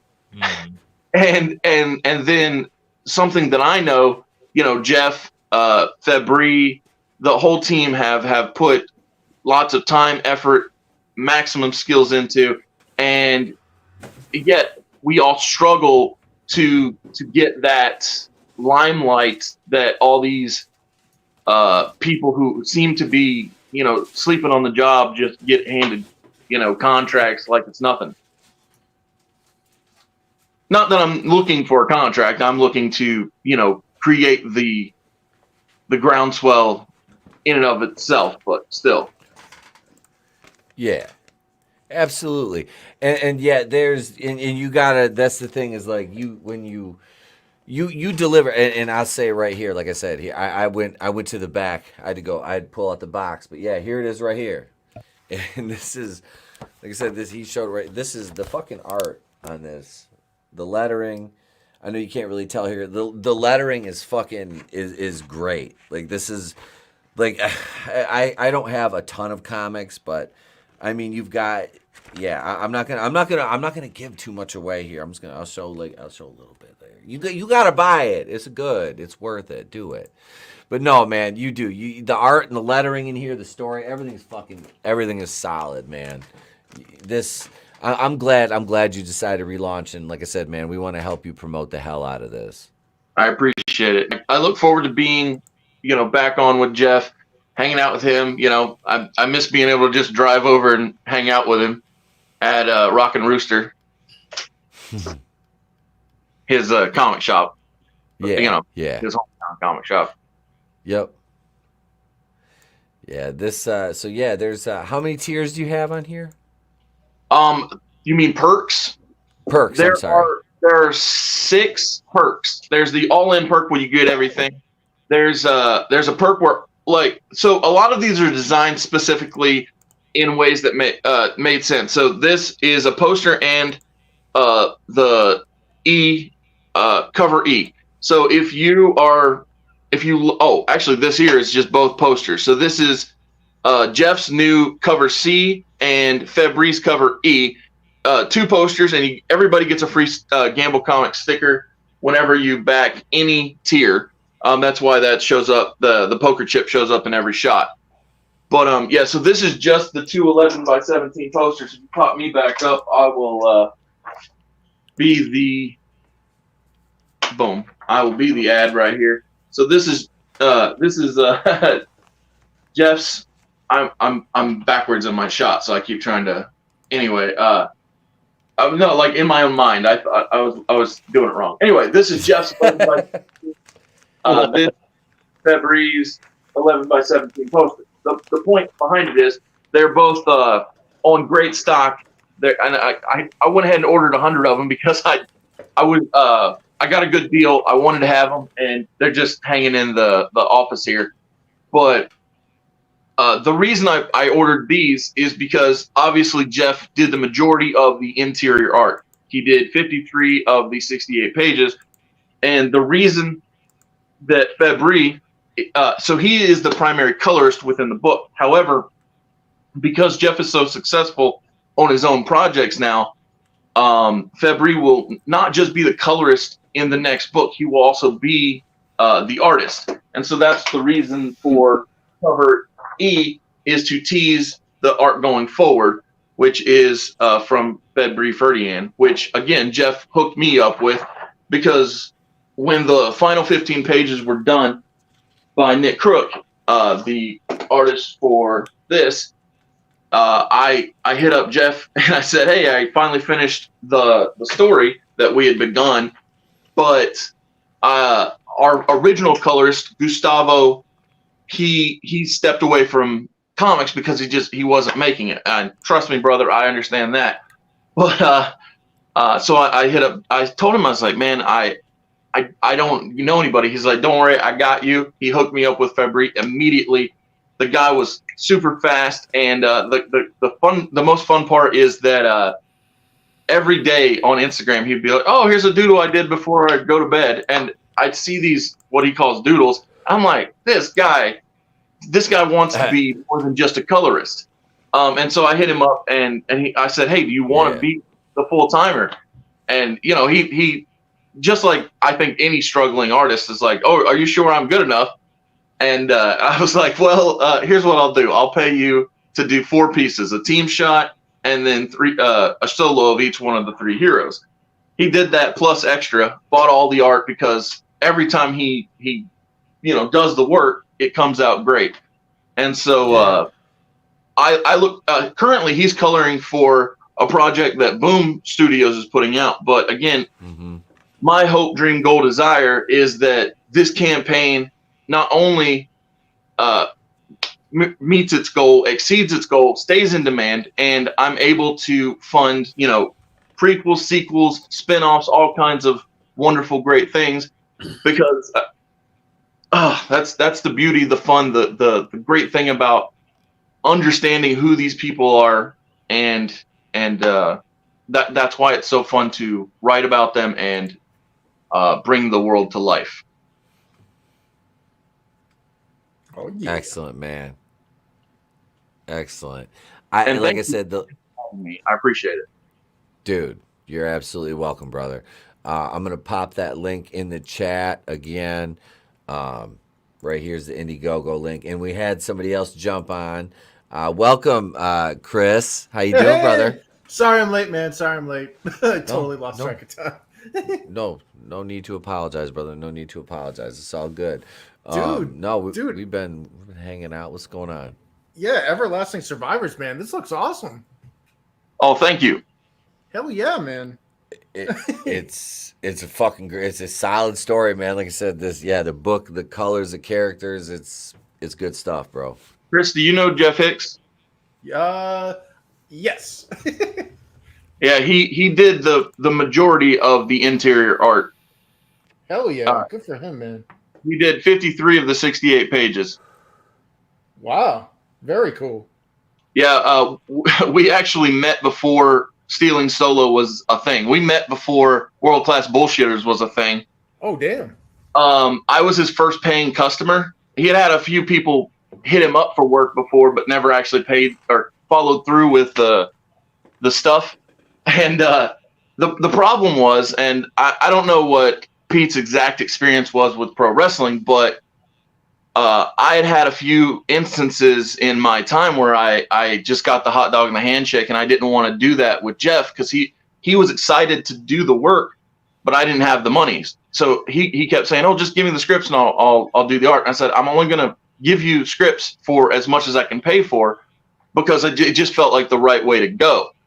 And so that's why it's taken so long, or took so long, to get to the finish line, and why that eventually he, found success in his own route, doing the parody stuff with Stealing Solo, and then subsequently Woke Busters, and I mean now he's rolling in it with Tits and Art. So who doesn't? I mean, even the cavemen were like, hey, I'll give you this here so I can come see the drawing on the wall. So we all understand how that plays out. Oh yeah. Yeah, man. Yeah, I'll share the link around. So yeah, I appreciate that.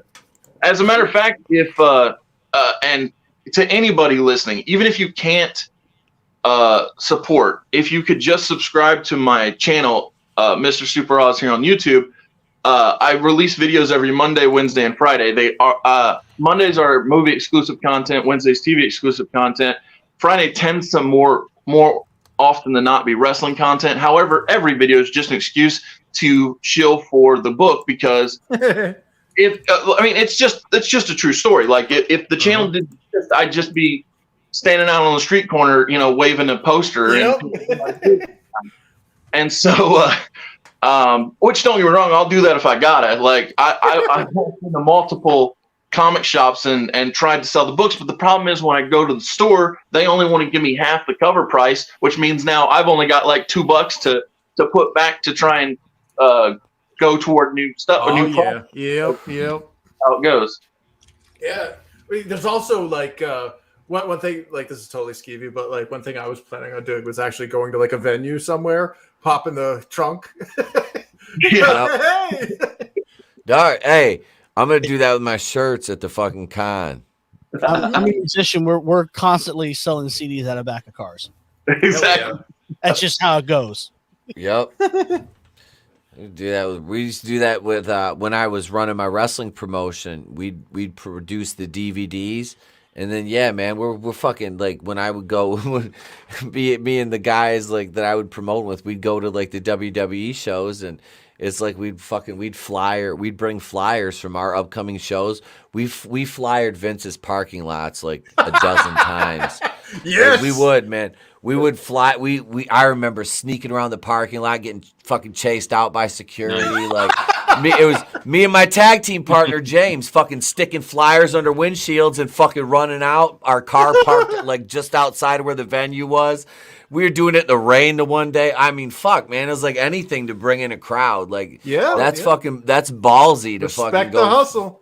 Yeah, and dude, yeah, that shit. That's just it is, man. That's what that shit's about. So yeah, you gotta support. You gotta support the little guys. You gotta support the indies, indie creators, indie wrestlers, everybody support these people. Now let's. I want to check out this song. We have the song on deck here. Here it is right here. Let's check this one out. Cardona, I have written you a song. The indies, and now you're rich, but to me, you will always be Edge's bitch. Act like kids will always be Edge's bitch. Oh no! To me, you will always be Edge's bitch. Cut it off because there's actually you did a bit with Chelsea Green's face too. Great. That guy's exit only. I remember he was an Impact in like 2016, 2018, somewhere on there. And do you remember Paul Burchill, the pirate? Yeah, the pirate. And his sister. They did the incest angle with Katie Lee.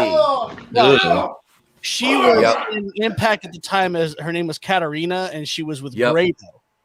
And he wrote a song about her, and he's like, "What did you do with your pirate brother?" I always do low key. Like she was a good worker, but I was like in love with her. Oh my god.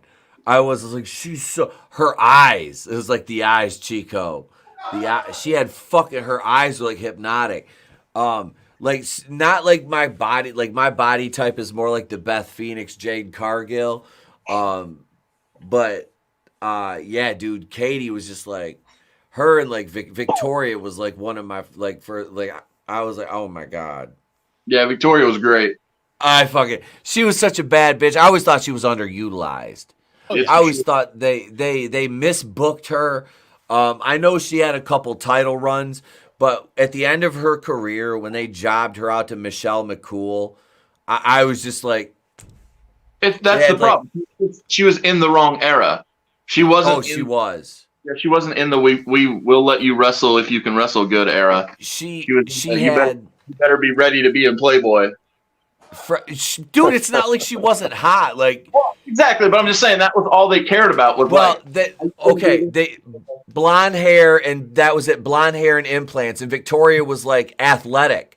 That was it. It's like that was it. It was like Sable, Tori Wilson, Stacy, blonde hair, big tits. That's what Vince loved. God damn it! If they don't have 44 double Ds and fucking their hair's bleached 18 times like Lonnie Anderson on WKRP, I don't want them on the roster.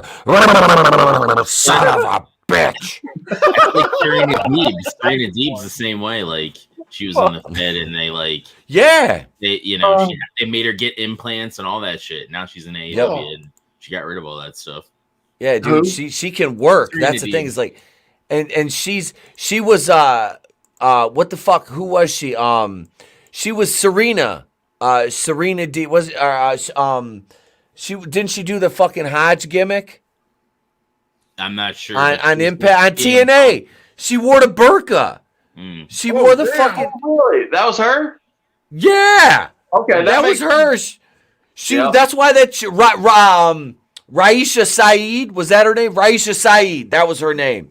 Yes, she could fucking work. That's why I was like, when you saw her come out and she was like, it's like, who the fuck? It was Raisha Saeed. That's Serena Deeb. I swear to God, that was her. Somebody should probably look it up, but I swear.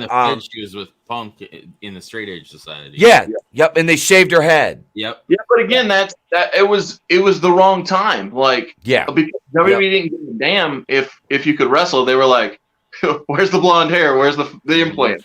Right. Yep. Yeah, and wrestling. Outside, and that same thing with like Ivory, dude. I love Ivory. Ivory was another one. I loved her. I was like, she was so gorgeous, and she could fucking work. Like she was a general. She was a fucking general in the ring. I miss she had the long pants, but she had the little hole cut out right at the top of the crack. Yep. I remember that crack hole very vividly. Yeah, Ivory was a fucking dime. Jacqueline. Now, I've talked about Jacqueline. Hey, just a second. Yeah. This conversation reminds me of a channel, or a monthly regular on my channel, Mr. Super Oz, where me and my friend Josiah, so it all began with a rebooking of World Championship Wrestling. Started from the first Nitro, ended with the end of the Invasion, but during the Invasion period, Linda made Shane and Vince sign a peace treaty at the Royal Rumble. And if they didn't have their beef squashed by Mania, there would be a corporate merger. That was a secret thing. But anyway, I was never a fan of World Wrestling Entertainment as a name. And so after WrestleMania, the company became Alpha Entertainment Worldwide, so AEW. And so now, once a month, me and Josiah book AEW Raw and AEW SmackDown for the month. And the point of the story is Josiah is booking the women's division on Raw, just like the original draft, women were on Raw, Cruiserweights were on SmackDown. And so he's doing a much more respectful job of the booking and making Jazz the centerpiece of his AEW Raw. Tell him thank you. Oh, absolutely. Jazz was fucking bomb, dude. Her and Rodney Mack have, I don't know if they still do, they did have a training school. She married to Rodney Mack, who was another, he was a jobber in the Fed, a glorified jobber for a little while, but a really good worker. Absolutely. So I keep the white boy challenge that he did. This is in the future, but I already have in mind keeping the white boy challenge because it was a fun gimmick, right? But but the payoff to the payoff to the white boy challenge is going to be fun because the primary gimmick was Rodney Mack would beat up white boys, right? Well, the payoff here is he's going to get answered by Nathan Jones in the climax of the challenge. Nathan Jones. So you set it up to where it's jobber. The promos for Nathan Jones are airing, right? And then when he makes his debut, he confronts Rodney Mack. So it's because he's a big old white boy, that's for sure. Yep. Yeah, he was just like here and like gone, like that. Hollywood calling every time they need a 7-foot psychopath. The guy he's got them. Yep. Oh yeah, Vince is like, yeah, I've got a couple of them here. They're all juiced up too. Pat Patterson hasn't even touched them. He's been dead for a few years. They're clean. Hang on, I gotta share this fucking image. Thanks to Tony. Hang on a second. I fucking love you, Tony. I love you.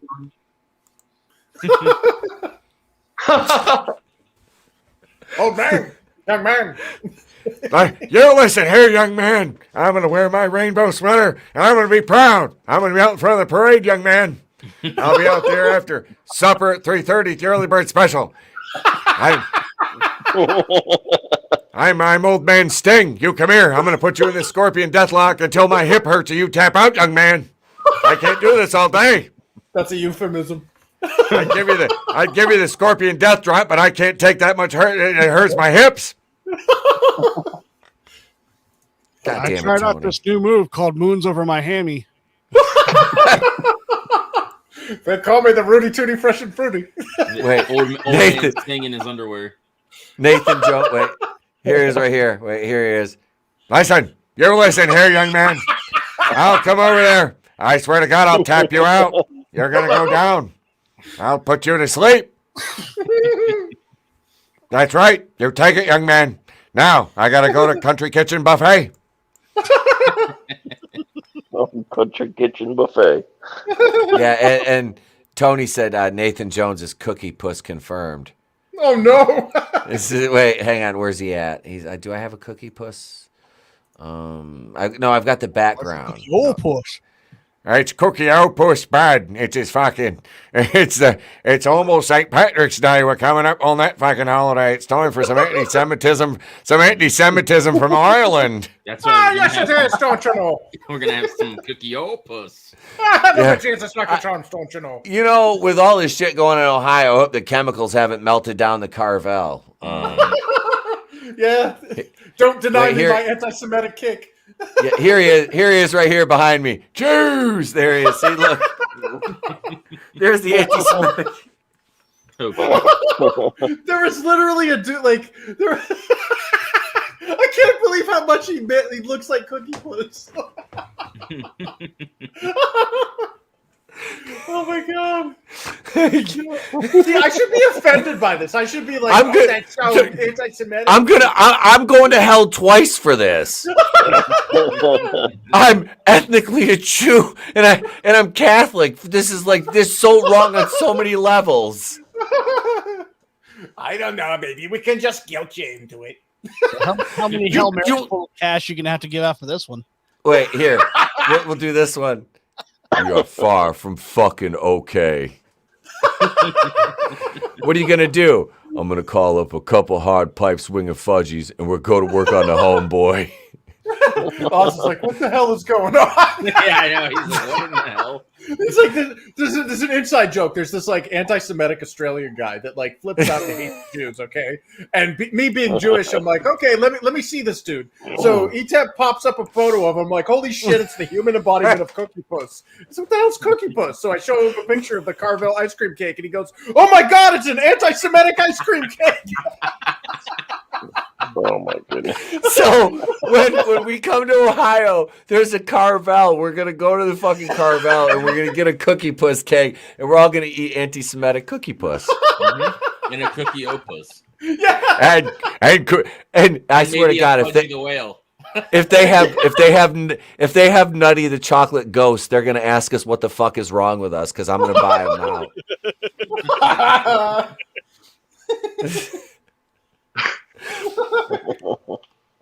What up, Bruce? Hail, brother. Hail, Bruce Lombardo. What's going on? Dude, we were gonna play today. We had to bump it back. We might play tomorrow. Yeah, we had a big ass fucking snow last night, so I spent the better part of the morning cleaning my driveway out again. But then the wife and kid came outside, and he wanted to play in the snow. So we ended up playing in the snow until it was like we were fucking past right. So then we went shopping, and then we went over to my buddy's birthday tonight and had some beers, and had some good some food, and I got some good gimmick tonight. I went to the adult, as I call it, the adult candy store, and it's been fun. But we got actually here. I want to play this. Star Trek that CJ shared. Right, here we go. Well, the channel, it's Ryan's edits. He because when Blu-rays came out, they had also re-upped the quality of the bloopers, so they're actually the same quality as the show. So he's been editing in the bloopers into the episodes so that they're completely seamless. That's really smart. Yeah. Hell yeah. I just realized I still got Cookie. I got Cookie Puss and fucking and Vinny Gashman behind me. You gotta go get some pipe and fudge in the wheels. Do some hard pipe swinging fudgies. Posted before that, it may be good for a Wednesday, but if you want to see someone get annoyed at a shopping center and yeah, that's coming up next. I got that one right now. I saw that, like, yep, this is going next. Someone needs to put this on the ludicrous cam. Damn!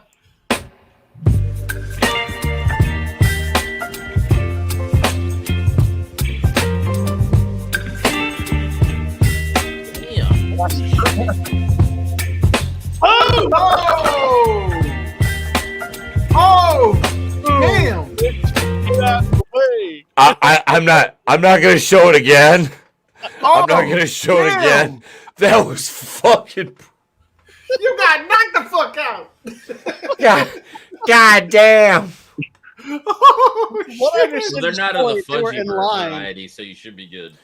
And she kept nudging him in the back with her cart, not paying attention. He finally got pissed to the point where he walks up, grabs another cart, and just hucks it at her. Damn. I think this is a good time to. We still have the Geeks and Gamers logo. I just want to say that I really, we talked about this, and we're really not affiliated with Geeks and Gamers as far as I'm concerned. We talked about this. We talked about this. We talked about this. We're not affiliated with throwing shopping carts at people. Seriously, those things are heavy, man. That guy's got Holy some great, like, yeah. That's that thing. Yeah. And that was all right. No. Carts and I've talked about this. I am really not affiliated with Itepukuyan. I'm not affiliated with him after that. Yeah. God damn. I'm not going to Steve Inman commentary video on that one. Yeah, exactly. Well, like you could add the sound effect, like the. No, that's a. I bet you're wondering how I got here. Yeah, Well, they freeze it right as it impacts. Yep. Slow zoom into Papa. Teenage Wasteland. Fucking gets knocked out with a shopping cart. It's a long story. Then you just see written and directed by Larry David, and Frolic kicks in.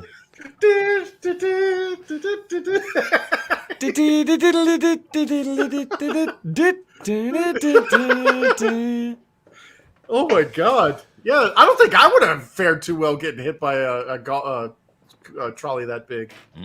Fuck, my fucking cat was down here, knocked me and Tony over. Oh shit. He's like, hey, Tony, do you want to be on the show tonight? Yeah, I'll be on the show tonight. All right, here he is. Here's Tony, folks. Yay, Tony. There's Tony tonight. Or you can for you, Tony, you mook. I should take the stormtrooper's head and put it on Tony's body.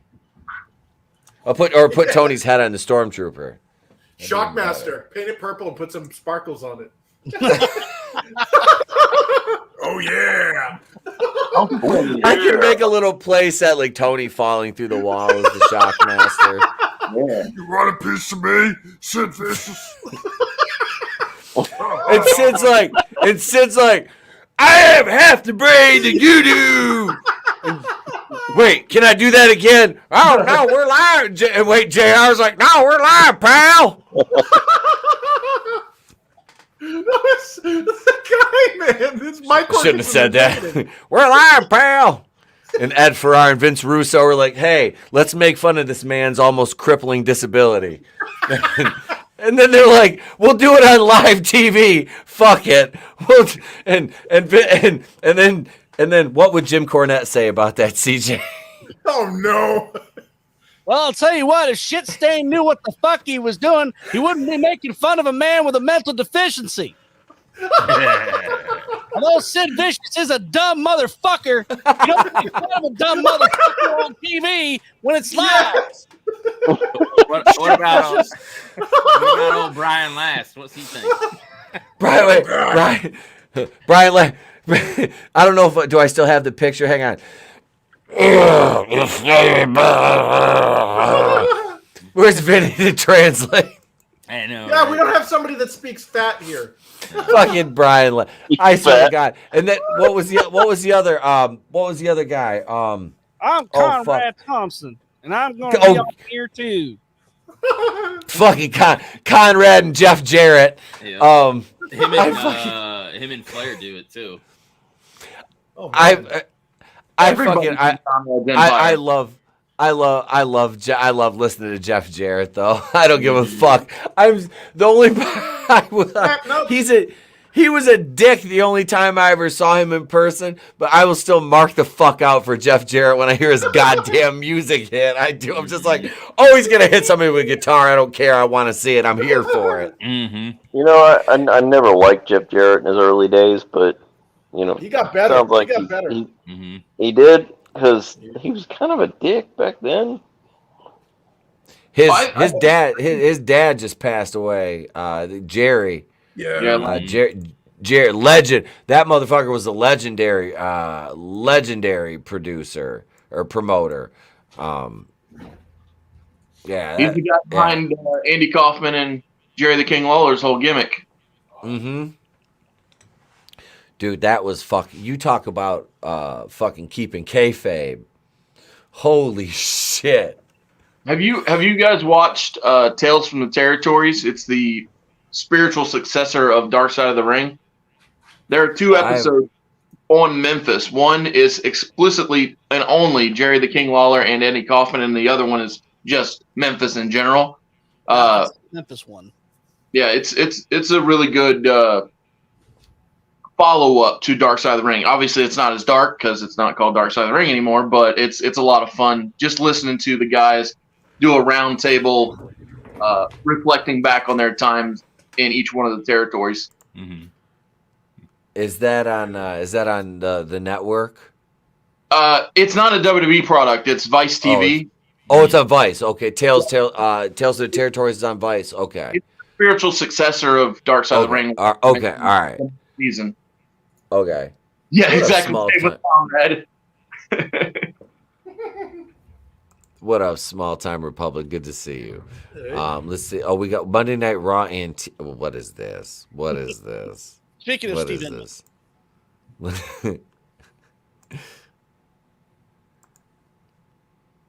Here we go. We are in Russia, and that is Andy Tifa. Andy getting arrested for causing havoc in downtown here. and they are just fed up with this guy. Oh, Andy slaps the officer. Something out of his hand. Now the officer. Oh, man. Yeah! Andy Tifa to the ground. Steven Inman is hilarious. All over the place. Is that that he knocked the living piss out of Andy Tifa. If you don't follow him on Twitter, you need to. He's not going to go away easy. He's like, stop. Leave me alone. He's fucking hilarious. I'm home. I'm going to be late. I've got a curfew. And if I don't get there in time, Mom's not going to serve me stovetop stuffing. He goes, here's your stovetop stuffing. Here's a big rice and a little bit of dessert to hold you over till you get home. Did you guys see that one video of the white kid that was like mouthed off? Who was This is going to come down to a fight over how many people are awake and how many aren't. They're going to contest the election. They're going to say Trump lost. They're super pissed that I'm on air. I want them shut down. I want them silenced. I want them muted. I think they are horrible for our society. He did the analysis first. It's now to continue to be the epicenter. And what they've said directly to us is you continue to be the epicenter of our plans not going the way we want, and you need to stop right now. And they're very, very serious. Well, I'm not signing on with a bunch of devil-worshipping child molesters. This is not going to happen. So they are moving now to destroy me. All right. Yep. Damn. Unfortunately, I have to stop it there because even though it's on YouTube, YouTube's a bunch of punk asses, and it would be my luck that I'll get dinged for something Especially like with that. the new boss. Same boss Look as at the new boss. Oz has got Jeff Jarrett over there. I saw he had Sid too. Yeah, dude. I'm fucking terrified of who they're gonna have come in and take over for Mama Susan.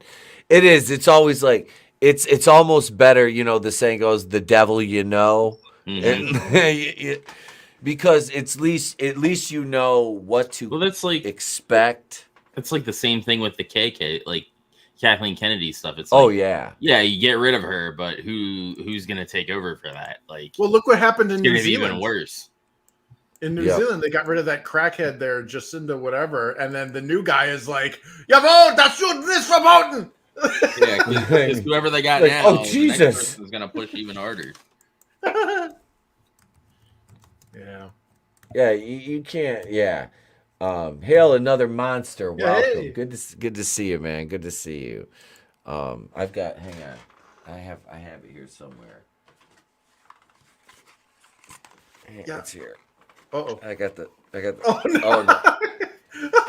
Who are you? Relax, it's just me. It's not the bad. It's not the other guy. It's not Don Cheeto.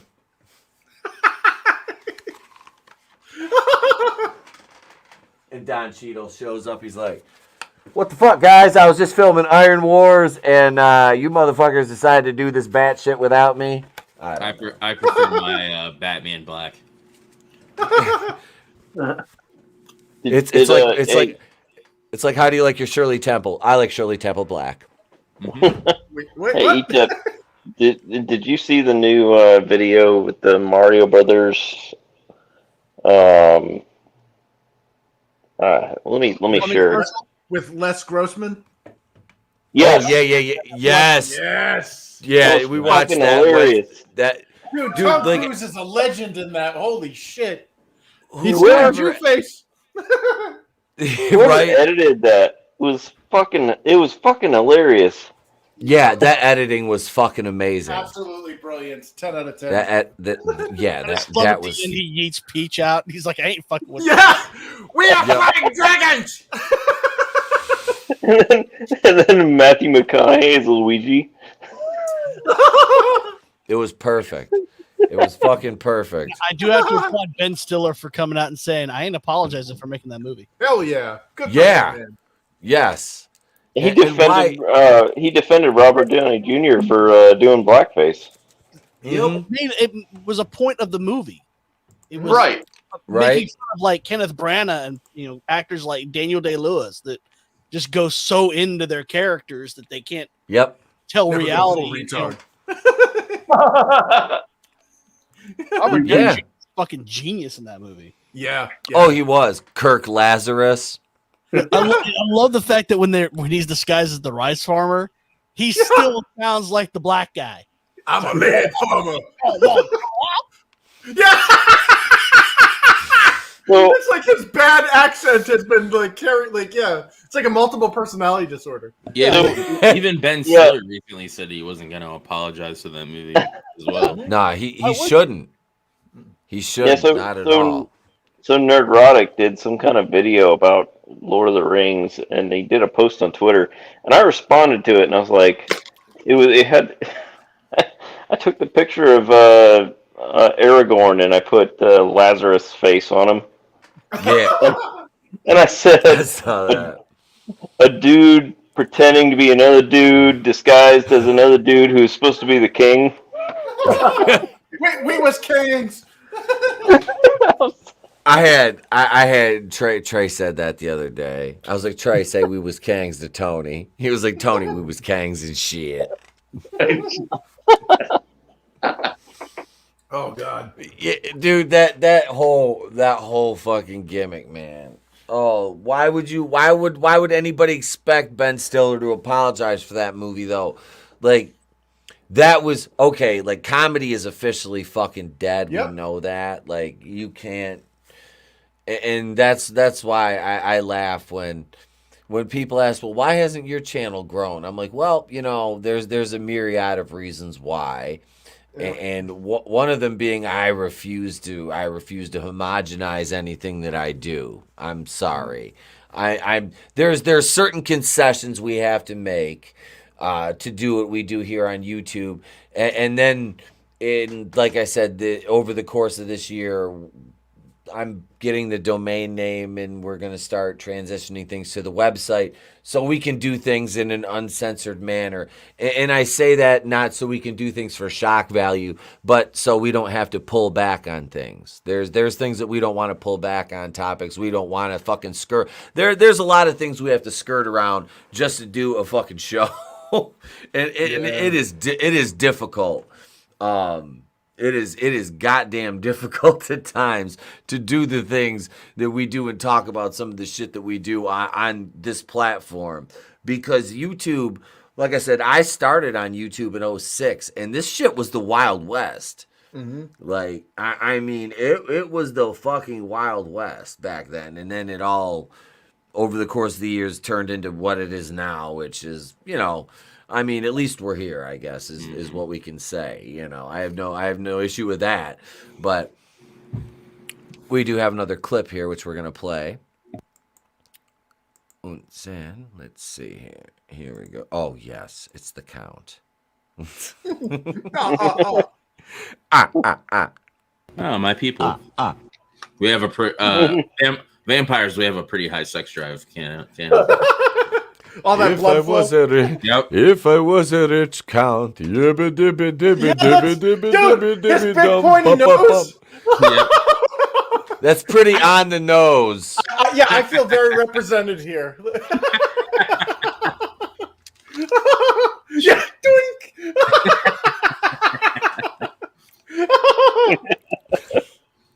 Oh man, was that 1, 2, 3, 4, 5, 6, 7, 8, 9, 10, 11, 12? I always loved that when they did that short in Pointer Sisters.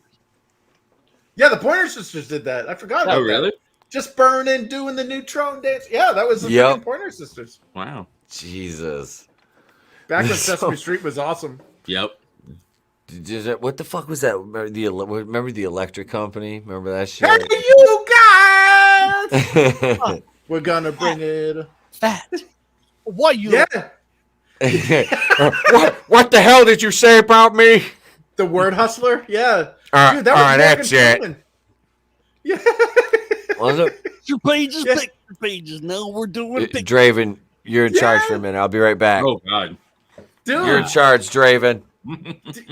I mean, maybe I'm dating myself, but fucking A, man. Electric Company, it had this like hot chick in it that like dressed in like I don't know, like a doll or something, and she'd always show her ass. Oh. Yeah, that's on HBO Max, isn't it? Electric Company? Electric, probably. I know Morgan Freeman was in it. He played Count Dracula. He also played Spider-Man. And the Word Hustler. God damn. Like, I forgot about that. Holy shit, that was like 40-something years ago. Amazon Prime, you can buy it.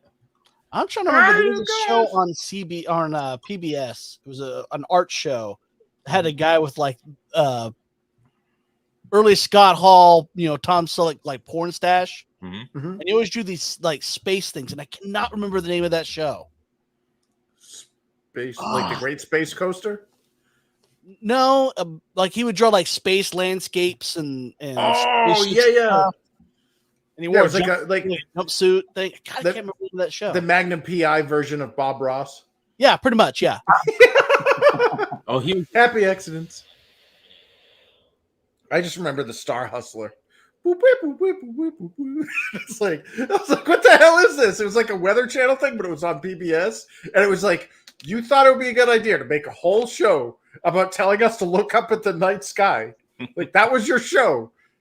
God, PBS sucks. Carmen Sandiego was great on that. Oh yeah, they had The game show, not the animated thing. Where in the world is Carmen Sandiego? Yeah, and later then they had Time. Where in Time is coming. Oh, Where in Time? Yeah. Yeah. Do you remember Square One TV? Mm-mm. So they had that as a precursor to the Carmen Sandiego show, where instead of gumshoes or whatever, it was like mathematicians and shit. Oh, like it's all about math. Like these stupid little dumb like you think it was like these are so stupid, but seriously, in college when you're stoned off your ass, this is like the coolest shit ever. It's like better than the Teletubbies.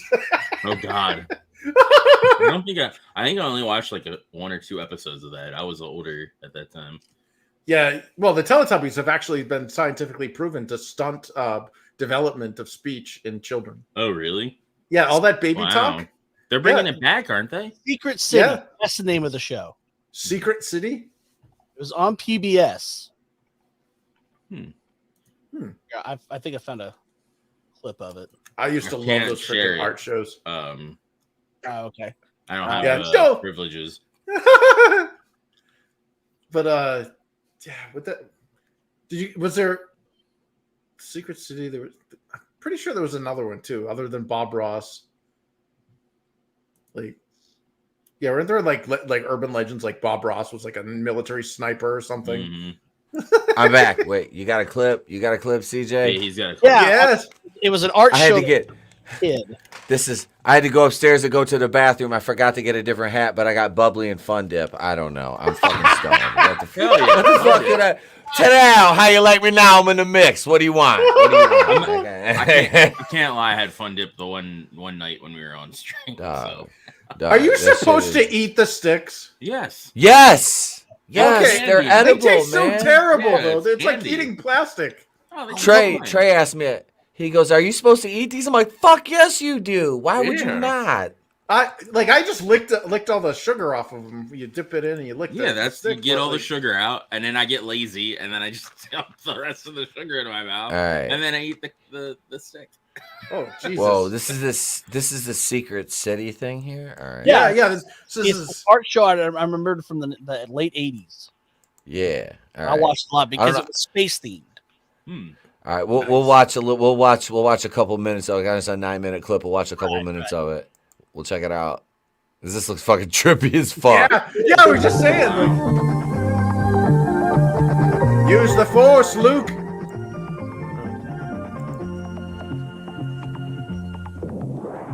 I need some LSD to watch this. Right? Yeah. Oh yeah. This is jogging some memories. What the fuck? There's a cat down here now. Why does it look like Pedro Pascal? Exactly. Allegiance. That was a good move when I started to blow. Now we're using that 7 magic words plus a super important The word. Mandalorian? And when you use that No, that's Captain Power and the Soldiers of the Future. Yeah. Power on! As it is on the other side of your paper. Now I'll show that example of symmetry when you draw a chain. Chains are very nice. I don't remember him having this lisp though. Start your art with a piece of paper in front No, of you yeah, with a 'cause pencil, I hadn't watched it and in like draw 20 years. the inside of one chain link. Oh wow. It's going to be a rather big chain link. See how it curves at the top, comes down, vertical line that curves up again. Now we'll draw the inside of the links first, and then we'll go back and add the detail of the outside. Oh, this is Do fabulous. you guys remember Pappy drew it? There's another chain link. Okay. We'll add another chain link. The name sounds familiar. See how they hook right here at the end and at the top. And I'll leave room down here because I'm going to put a. Looks like he's about to cut a wrestling promo. Nature is a good example. Of He's got Scott Hall stash. He pulls out a garbage can and starts pulling out. Hey, say hello to the big guy or the bad guy. Pleasing effect to the eye. I'll tell you what. That is like that is like Scott Hall from like Florida wrestling in like the 80s. Big Scott Hall. Absolutely. Oh man. Yeah, how do he call himself the mid-sized guy? I'll say this: Hulk Hogan and Macho Man were the best at like promos. Yes, Macho Man, dude, that guy was a gifted orator. The cream of the crop. Hang on. You got. Ooh yeah, cup of coffee. The cream always rises to the top. Oh yeah.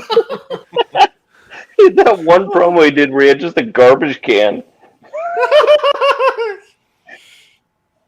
Patrick Drew was awesome because it was like this old guy, and he like drew and like showed you how to draw and stuff. Oh, like Captain Bob? This is right here. Yep. Scribes Creative Workshop presents. Oh, this does not look good. Oh, okay. Hi, kids. H&R Puffin stuff. Yeah, exactly. It's Sid and Marty Croft. Just don't tell your parents. Yeah, and the paintbrush would like help him like finish the drawing at the end. He would, you know what else will help him finish? Your tears.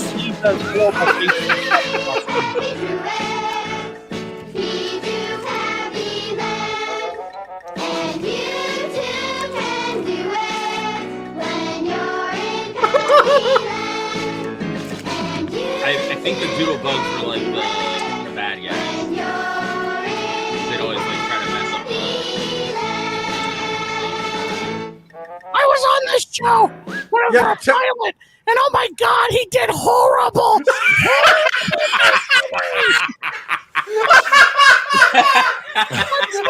That shit out of my fur 20 years on. I know we should look up the creators' names to see if they're on any registries, if you know what I mean. So, jeez. Bear in the Big Blue House was fun too. I liked that show too. Did you guys ever see the Lazy Town remix with Lil Jon? Oh God. Oh, maybe. Yeah, I might have. Yeah, make a cake. Yeah. It takes a lot to bake a pretty cake. Back it up, bitch! Yeah! That's from You're the Dog Now, man. Yeah, let me see if I can find that. I don't know if ETEP wants to play it or not, but it's Wait. The first time I saw it, I hurt myself laughing. I got one for you. I got one for you, and this is a show I remember watching this as a fucking kid. Captain Kangaroo, yeah, I watched a little bit of that as a kid. Good morning, Captain. Good morning, Captain. Good morning, Captain. Good morning, Captain. Good morning. Captain Kangaroo. Captain Kangaroo. Good morning, Captain. Let's come on out and play. Wake up the sunshine and share this rainy day. Good morning, Captain. It's a smiling song we sing, 'cause we're happy to see you and the good times that you. Dude, I loved this show as a kid. Ping Fuck pong yeah. balls. There's a goddamn moose puppet. I don't remember the intro, but I remember like the puppets and shit. Yeah, I remember the stage or that one room he's in with the windows and the. Yep.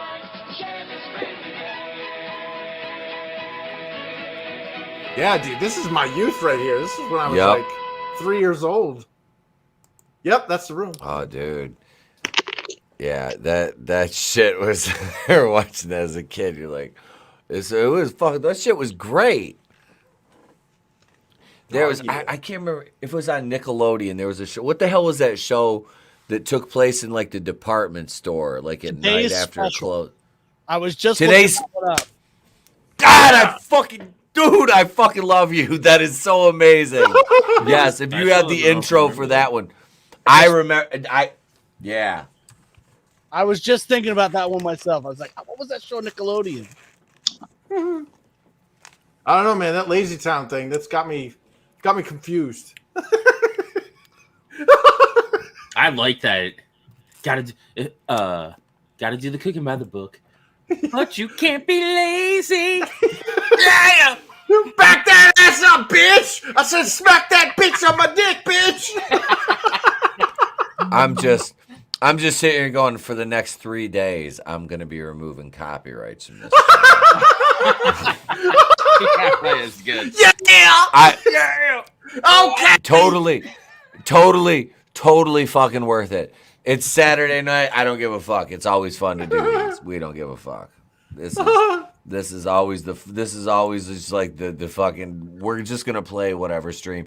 Shit, the last Saturday night got blocked, like one of those blocked worldwide fucking gimmicks. Oh, damn. Yeah. Oh yeah, I had to cut some things, and we'll fix it in post, kind of thing. Do you know the only thing that's gotten me banned worldwide? What's that? It is the Yeti, the Paul White and Yeti double humping Hogan. Oh no! Oh, that whole scene. Dude. Yeti! any WWE shit over like 3 to 4 seconds, and you'll get hit. Nah, fuckers. They're fucking dicks, dude. Trust me. I reviewed 8 episodes of Nitro and Fall Brawl 95. I was gonna do all the WCW shows, and yeah, it's the copyright shit makes it damn near. You gotta use it's like a pain stills. in the ass. You can't use any video. I know. I use too much video. Yeah, I loved those shows when you were making them. Thank you, man. I put a lot of work into those fuckers. They were fun to produce. It was just like I wasn't getting the fucking return. But like like I said, the people that watched them were like, these are really well done. I'm like, wow, that's something I was passionate about, you know. Yeah, being dinged by Big Daddy Vince is why that all of the rebooking of Nitro turned into just graphics and not any video clips. Because every time I do clips, it would be like, well, you got to cut that shit out. I'm like, thanks for nothing. Yep. Yeah, right. Even though it is fair, it should be fair use because it's fair use. Commentary and It's transformation. commentary. Transformative And that's work. it. That's it. Dude, I could take like a 20-second segment and condense it down to like a 5-second clip, you know, fucking with the speed and everything. And I would time my voiceovers to it and still get hit. I'm like, come on. Yeah. AEW is the same. Like if you show any wrestling, they'll hit you. But Even though their Twitter spoils everything. You can use their like promo material, which I'm surprised. Like, but you can't use any like wrestling footage. Yeah. Take that cake, bitch. Right. All right, let's do some Lazy Town.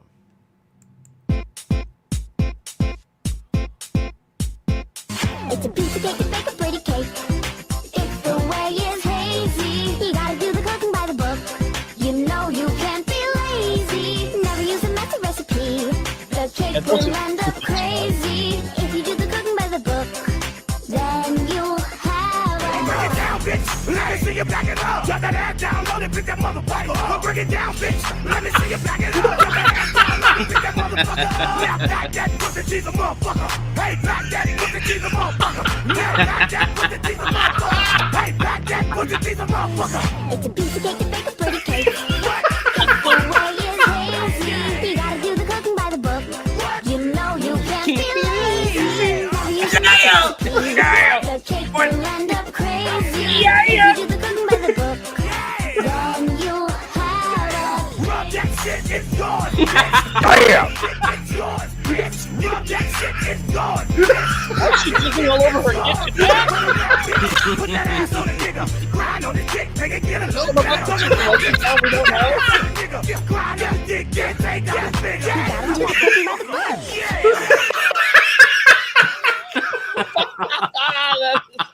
That's so good. It's from like You're the Man Now Dog.com back in the day. Grab that dick. Oh my God. Bitch. I was like, yeah. The girl that played her was rumored there for a while to play the redhead in Evangelion live action when they were going to do it. Oh shit. Yeah. Not okay. Oh man, that was great. Yeah. Carl. Sandwich, Carl. So that's why we don't hear from Little John anymore. He became a dot on the map. See? So happened, man. Holy shit. Fuck. Fucking Little Oh, John. jeez. Read a book, read a book, read a motherfucking book. Oh. Jeebus. It's like that go to Jeebus. fuck the sleep book or whatever that Sam Jackson read. Yep. The Samuel Jackson one? Mm-hmm. Oh. Yeah. What up, Leo Larson's love ballad? Like, does that work with the ladies? Like, grab that dick, it's yours, bitch. Just for you, Leo. Just for you, Leo.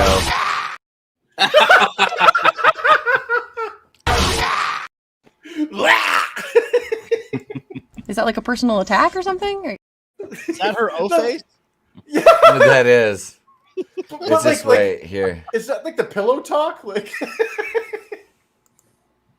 oh, Right shit. here. We'll just do this. Wait.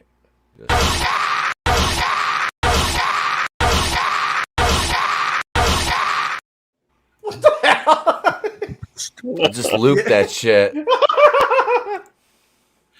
Oh man, dude, I There got a you headache go. from laughing. That'll do it. Enough Brie Larson will fucking do it. Okay, so real quick, like I feel like I don't have it in me to upload the fucking intro to Inside Brie Larson right now, even though it's an award-winning segment. Even though it's an Inside Brie award-winning Larson? segment. You know what? All right, you know what, you guys? I'm gonna fuck around and do it. Hang on. Oh no! Wait, you don't do it. Yep. Now you're making me go into the archives here. I don't want to segments. I don't want to be inside Brie Larson. Oh, well, you're fucking going. You ain't got no choice. No. Oh my god, what the hell is that? I was pissed, It's dude. Blade Cock. Oh god. It's Blade Cock. Wait, hang on. He's not. I'm new Blade. Look at me. You can't He's a stop Blade me. Runner. He's a Blade Runner. Oh, shit. I'm using his Batman voice. You sons of bitches. Would it be Cockrunner? Yeah, he said he liked No. Blade Cock, so I'll take Blade Cock, just like Hans Cock. Sounds like a Kama Sutra move. Blade Cock. I shall stab thee, Listen. gash, with thine blade. This shall be your undoing. Here we go. Let's go inside Brie Larson. Hi. Hello. I'm starting a YouTube channel.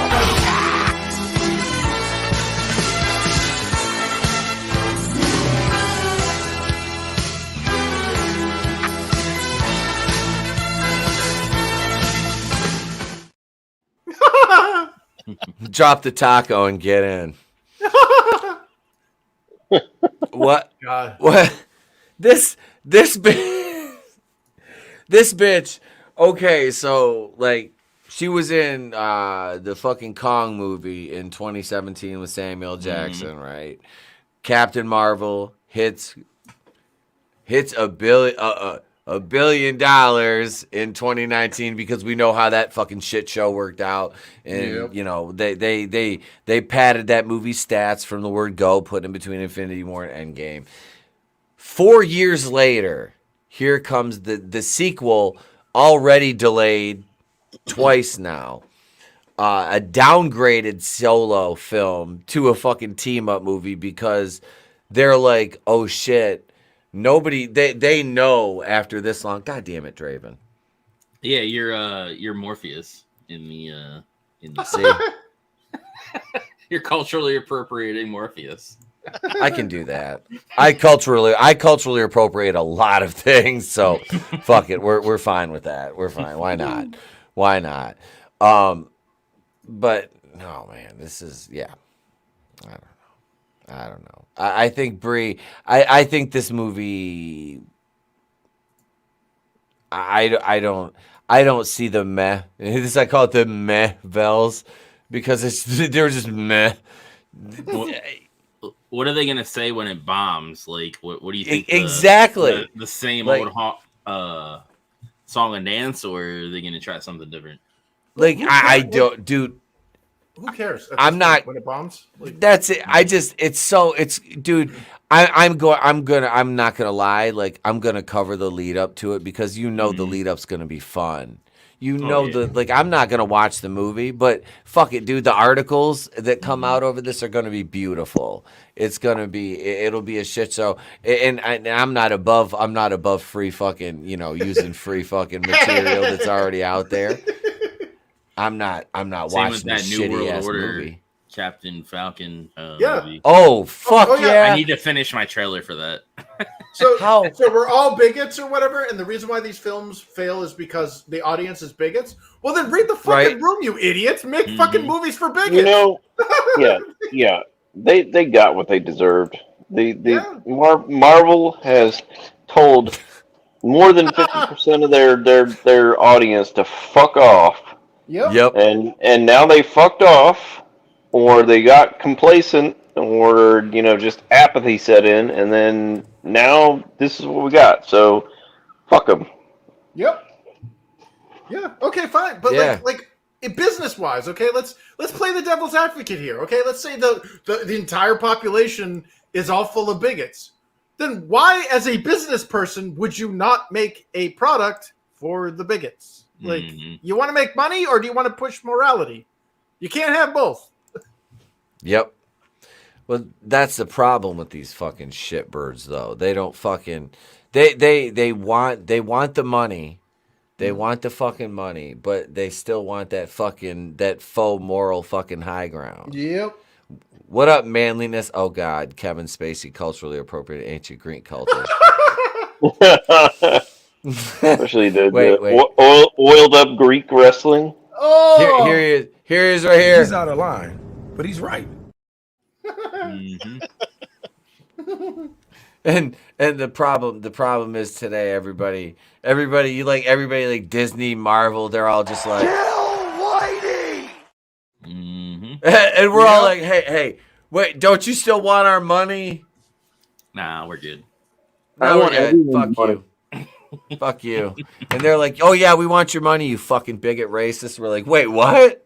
What did you just say to me? Yeah, exactly. The week has gotten beat by Cocaine Bear.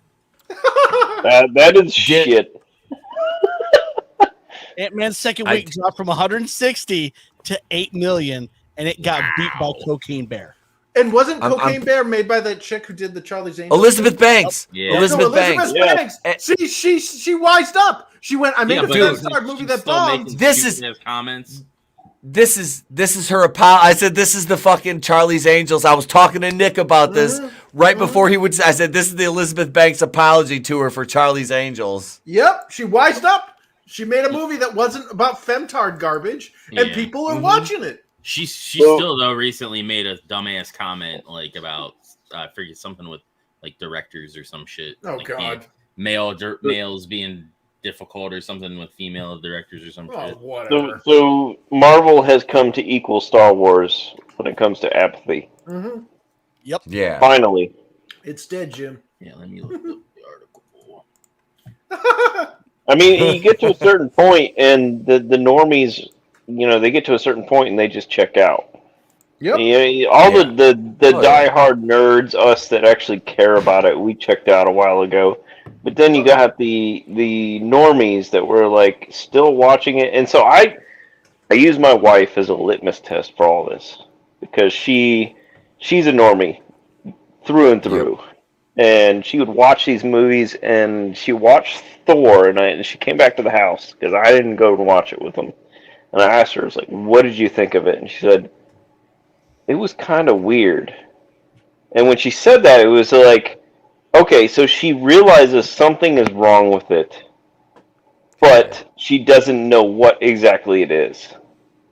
I'm like, okay, so she gets it. She's starting to get it. She understands there's something wrong with Marvel, and she doesn't understand exactly what it is or identified what it is. So because she's a normie, so yeah. Yeah. Dude, that's like mine was starting to get that with Thor. oh god, what was it? Well, as far as Marvel goes, she started picking it up in like fucking Loki and shit like that when she was watching that, because she really likes Tom Hiddleston. So she watched that and she was like, damn, she's like, they really made him look like stupid. Because I didn't watch it, and then Tony was like, hey man, you got to watch it because Kang was in the end of it. And I'm like, all right. He's like, I watched it, and I was like, god damn, like I love Lady Sif, dude. Like I love Jamie Alexander. I swear to God, she has a fucking twin that looks exactly like her on the hub. Anyway, but I'll link you guys. But no, but seriously, so we watched a show called Evil with Mike Coulter, who was in was that movie Plane with Gerard Butler that they already greenlit a sequel to. It was called Evil. Which is actually a really good show. Michael Emerson's in it. Supernatural, religious kind of show on CBS. And she was like, she started watching it. I didn't watch it at first, and she DVR'd it so I could. And she was like, I like it. She goes, and this is the first time she goes, it's a little bit woke. And I'm like, what did you just say? She goes, and I watch it, and they're talking about incel, like the incel army and shit. I'm like, what the fuck? Like, yeah, it was just, but it's honestly like, if you take that, because like Michael Emerson's character represents kind of like the devil, and it was really good. I gotta see if they followed up, because it kind of went on hiatus over like the whole like COVID thing. I don't even know if they did a second season. I really haven't looked into it because I just never really heard anything. I just kind of thought they ended it, but I don't know. The first season was good. I thought it was pretty well. It was well written. Mike Coulter was good. The cast was solid. But like I said, just outside of like Michael Emerson's always fucking good. He was with that show with what was that? Jim Caviezel. He was with. You remember that? Anybody? Person of Interest. Oh, that's yes. Show. Yeah. So I mean, good, solid actor, but like I said, the writing was a little sketch at times, but overall, a good fucking show. But I do see CJ has that's enough Marvel talk. Fuck that. Shifty Gift, what's up? Is Pettit Jansen the Jamie Alexander twin? Oh, maybe. I don't know. I don't know her by name. I'd have to look her up, and that's not safe for YouTube. So we'll do that on the side. But let me look this up. Hang on. Let me not look this up. Let me share this.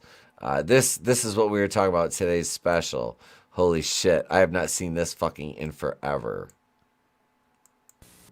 Under the Umbrella Tree. Remember that show? It was on. I think it was on Disney.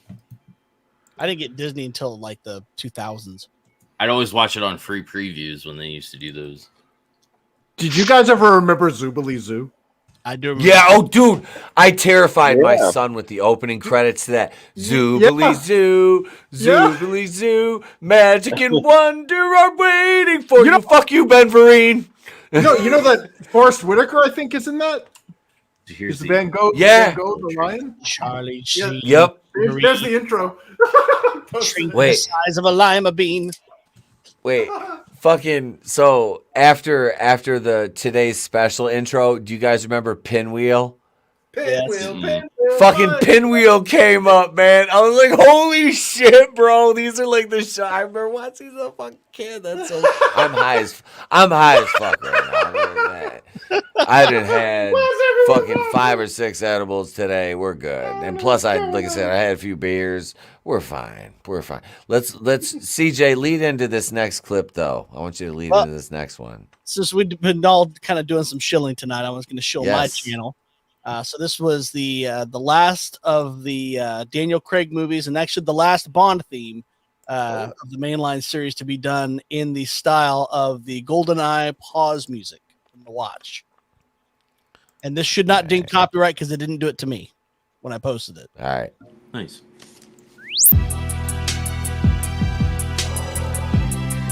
Shitty movie, kind of a decent song. Yeah, oh yeah. Nice. Yeah. Like a hail runner.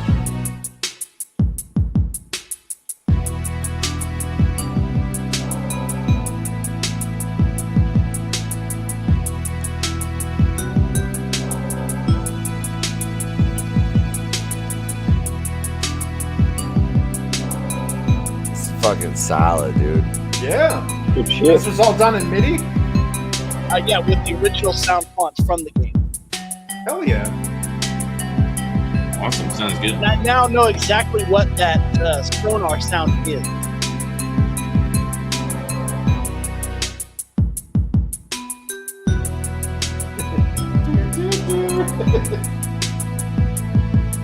Yeah. Oh yeah. Oh, bitch. Oh. I got nothing right now. I can't even. Yo, grab that dick. It's yours, bitch.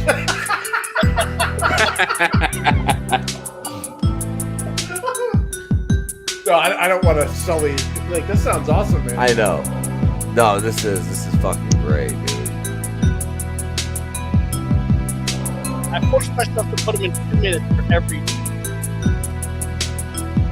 I had to just create it.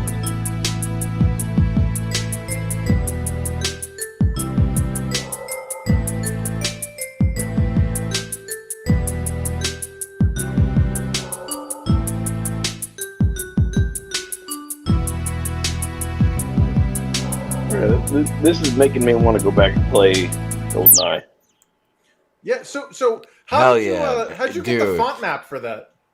I just found it on YouTube or on Google. Just looked up Holy shit. GoldenEye sound font, and then since I use Cakewalk for my synth processing, I could. There's actually a VST synth, like VST Synth 64, and you can load any of those sound fonts in and just use it as a regular MIDI file. Holy shit, dude, that's awesome. But the sonar gong, it's a patch called Infinite One, and it's played on a G5, of course, with a hell of a lot of reverb. Everyone thinks it was like a tambourine or like something else that was like slowed down. It's like, no, it's the actual patch in the game for that. Oh damn. Man, yeah. Oh, that's no time to pee on her face. I want to poo poo too. But yeah, that was Better the than last the actual Cakewalk, theme. movie. So I'm going to do a compilation of, from Dr. No to No Time to Die. You can just run it all in one setting. Hell yeah. Yep, it's on that and the Switch. Another monster. Man, I played a lot of GoldenEye back in the day. Oh yeah. Yep. Yeah. I always played as hand job. Whenever I still- ETAP gets Hand the job? Switch Online done, we can play GoldenEye together. I'm so fucking lazy. I damn. know. It's not even that hard. It takes like 2 seconds. I know. Doesn't Tony keeps yelling at me? I'm like, oh. I know. Even Oh, Trey was like, "Dad, come on." I'm like, If you get a gonna capture have card, Trey you get a stop capture you card until and you can stream it. I know. I Well, know. I also downloaded the sound fonts for WCW NWO Revenge. That's fucking nice. awesome. Start playing around with those. See what I can do. Yeah. With those sound fonts. I don't even know I- what 'cause- that one. Oh, I the wrestling use, games, the wrestling games on the N64 were awesome. Dude, I use one of the themes from Revenge right now in some of my videos. And I haven't been copyright. I haven't been copyright. Knock on wood, I haven't been copywritten for that because I use like if you notice the main like talk bed theme in pretty much all of my videos that Goodstuff edits is the WCW Thunder theme. That's that I would use the Nitro one, but I started getting hit for that one, so I switched over and just started using the Thunder theme. Well, a lot of those You know. WCW themes were just generic, Mhm. like royalty-free kind of music that they had access to. Yeah. Although Hulk Hogan, when he was on with the NWO, he used Stevie Ray Vaughan music. No, that was Oh, yeah. Voodoo Child's Jimi Hendrix. He had Jimmy. No, it was actually the Stevie Ray Vaughan version of it. Oh shit. 'Cause I could have sworn that was the No. No, it was the Stevie Ray Vaughan version. You look it up. Oh, he's looking. No, it's it's Jimmy. I'm curious because I was pretty sure it was Stevie Ray Vaughan. Because Stevie Ray Jimmy. Vaughan's version is a lot quicker as far as the pickup.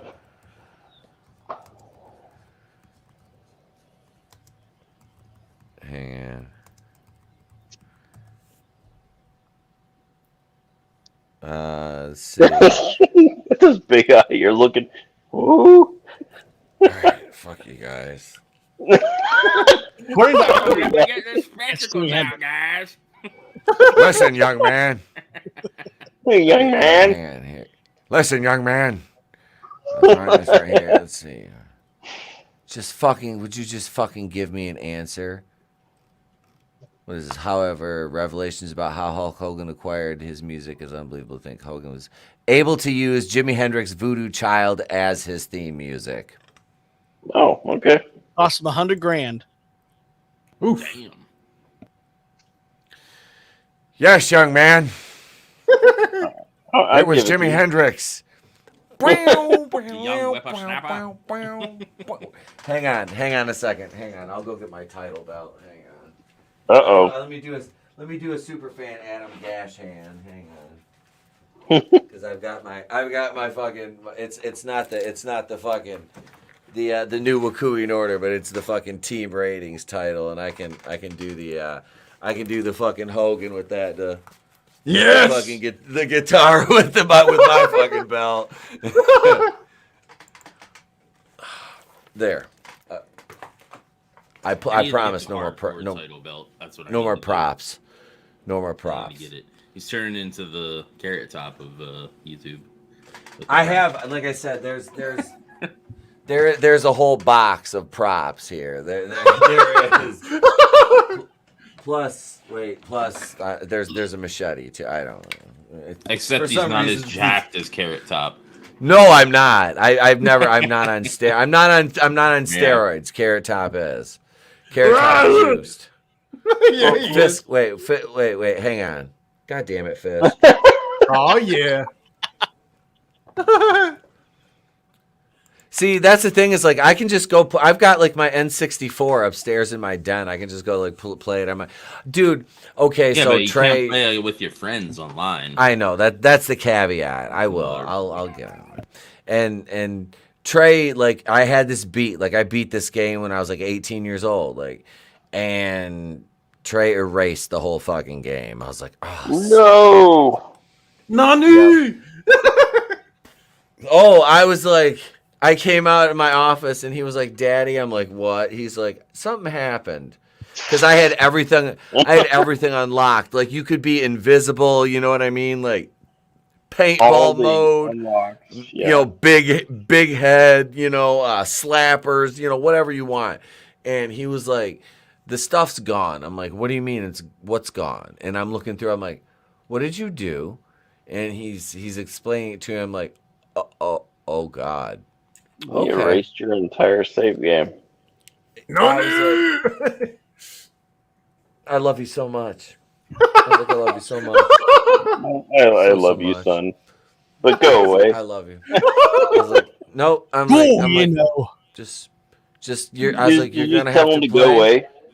No, I was just like, you're gonna have to play, and you're gonna die a lot, and it's gonna be difficult. But now you are going to cannot fix play. this. You cannot play without my achievements anymore, my son. Godspeed. See, I was a SmackDown wrestling guy. That was me. I like the SmackDown games. Oh, dude, I was the first one, and then you had Robert SmackDown Bring the Pain. Was it SmackDown Bring the Pain? Was that the second one? The second one was Know Your Role. Know Your Role. What console was that for? PS1 were the first two, and then after that it was PS2. Yep. But none of them ever played as good as the 64 ones. I didn't like the 64 ones. I'm one of those people. I know N64 had a WWF game after WCW. Two of them, WrestleMania and No Mercy. Dude, WrestleMania's got a good roster on it too, but the graphics and the move sets are way deeper on No Mercy. Well, they've still got all the WCW move sets in there too, so you could recreate. Goldberg and Yep. Oh, dude, all the cause I have for I've got almost the entire roster for WCW from 95 to 01 recreated on just different memory cards and game packs for No Mercy. For my physical N64 that I've had since high school that I still play. The evolution of AngelousDraven is on SmackDown 1 and SmackDown 2 and so on. It gets funnier saying that the older I get that bitch still works. Mm-hmm. I haven't. Yeah, you'd be surprised the old game systems at work. I went through a week or two ago and cleared out my old game room, which I cleared out because we can't maintain air conditioning up there. But I got a whole shit ton of old game systems. NES, Super NES, GameCube, N64, PlayStation 1, PlayStation 2, PlayStation 3. Nice. Yeah, I could keep going. It's a long list of game systems, but yeah. I'm having so much nostalgia right now watching this. The new AEW game is by the guys that did this game and No Mercy. Yes. I think at one point I had 21 different systems. Oh, I still got a bunch, and that's I got game systems that are worth about $500 now. Oh, I can hear this playing this even shit. without the audio. I can hear this. Yep. Yeah, the during COVID, the apparently everyone started buying up old game systems when people are stuck at home. They started buying up old game systems, so the retro market went through the roof. Yeah, it's retarded now. All the game systems I own are worth a shit ton more than when I bought them. Ooh. Especially the more the game systems that are harder to find. Mm-hmm. They're super expensive. So I have the first 3 of this because I had to rebuy them. I just need to get the other ones. Because I still have the save files from back in the day. See, fuck, it's out in there's a box of video game stuff out there, but I played it on my PS2.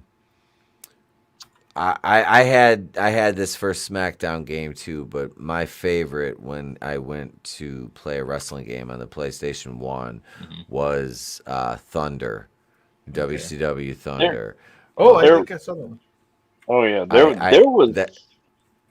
Go ahead. Thunder was and there was a deep fucking roster you could unlock on there of hidden characters, and they all had the entrance videos and shit. It was so, oh my god, I fucking love there it is. game. There it is. Yep. Yes. There was a game on Xbox 360. It was WWE All Stars. Was fucking amazing.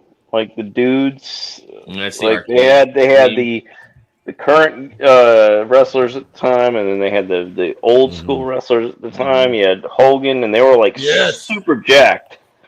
Oh, the Legends of Wrestling. Yeah, I think that was it. Yeah. There's 3 of them. Yeah, I got them on the GameCube here.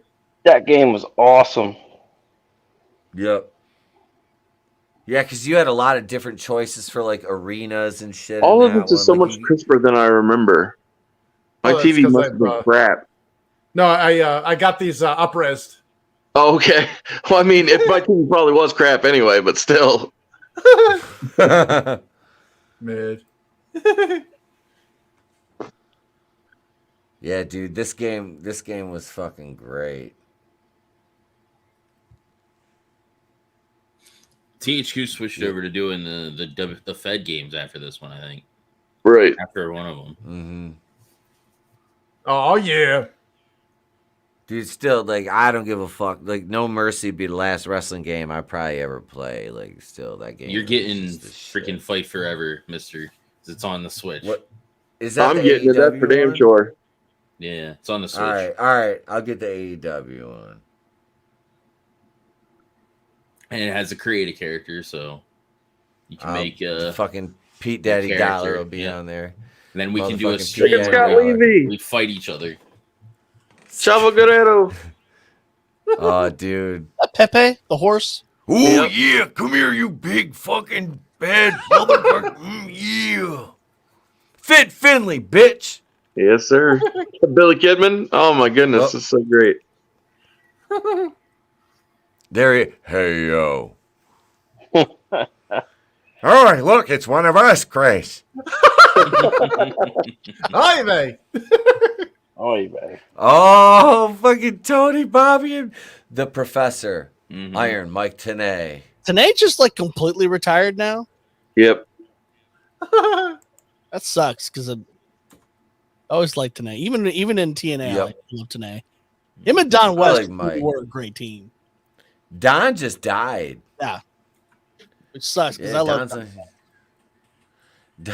I did a rib on Don West with a guy. When I started out, I was doing color commentary with this guy who was a really like well-known commentator in the Indies, and his name was Dodd March.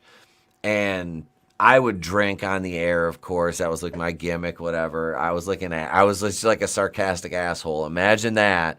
Me being a heel asshole who drinks on the air. So Dodd and there was Dodd and there was this other kid who was like straight edge. His name was S.E. Rocks, which I called him Square Edge. And I legit hated this. I like legit have heat with this guy. I hated him. Like I fucking hated him. He was just this little bitch. I was like, I just want to, but I won't. But I won't because I'm a good person. I'm a good person, Wusa, and I'm not a violent man. God, don't test me. No, but and Dodd and I would do. I said, hey, I'm like, can I just kind of free flow, just kind of rib on you? And he goes, about what? I'm like, well, it's not going to be a surprise if I fucking tell you. And he just laughed. And I was like, it's not going to be anything like really mean. I'm like, wait. I'm like, now, I was like, this might be a fucking sensitive subject. I'm like, are you a a recovering alcoholic or anything? He goes, no. I was like, oh, okay. All right. I just wanted to make sure. He goes, why? I'm like, because I'm going to fucking, I was like, I'm going to like call, like mistakenly, I'm going to call you the entire broadcast. I'm going to keep calling you Don instead of Dodd. And you'd be like, Don. I'm like, Dodd West, because you're Don West, because you're always drunk. And just fuck with you the whole time. And when I'm the one drinking, and we'll just play on that. And he's like, no, that's actually, so we ended up doing that. But I didn't want to tell him at first, but he was really cool but we were talking about that, and yeah, both of us, Don West was I think he was an undervalued commentator overall. There's certain guys that just never got their credit, and he was one of those, because there's a lot of people that hate on him, and what's the other guy from WCW later on? You had Mark Madden, Scott Madden, Scott Hudson. Hudson I didn't really care for. Lee Marshall?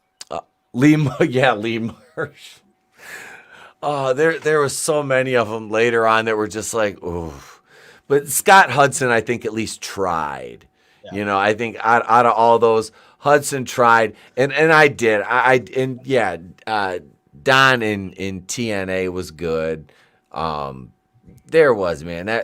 Him and Tenay. Yeah, Tenay I like. I like Tenay. Tenay was never a lead guy, though. That was the problem with Mike Tenay. He's like your color guy. He knows like support your character. analyst. Yep.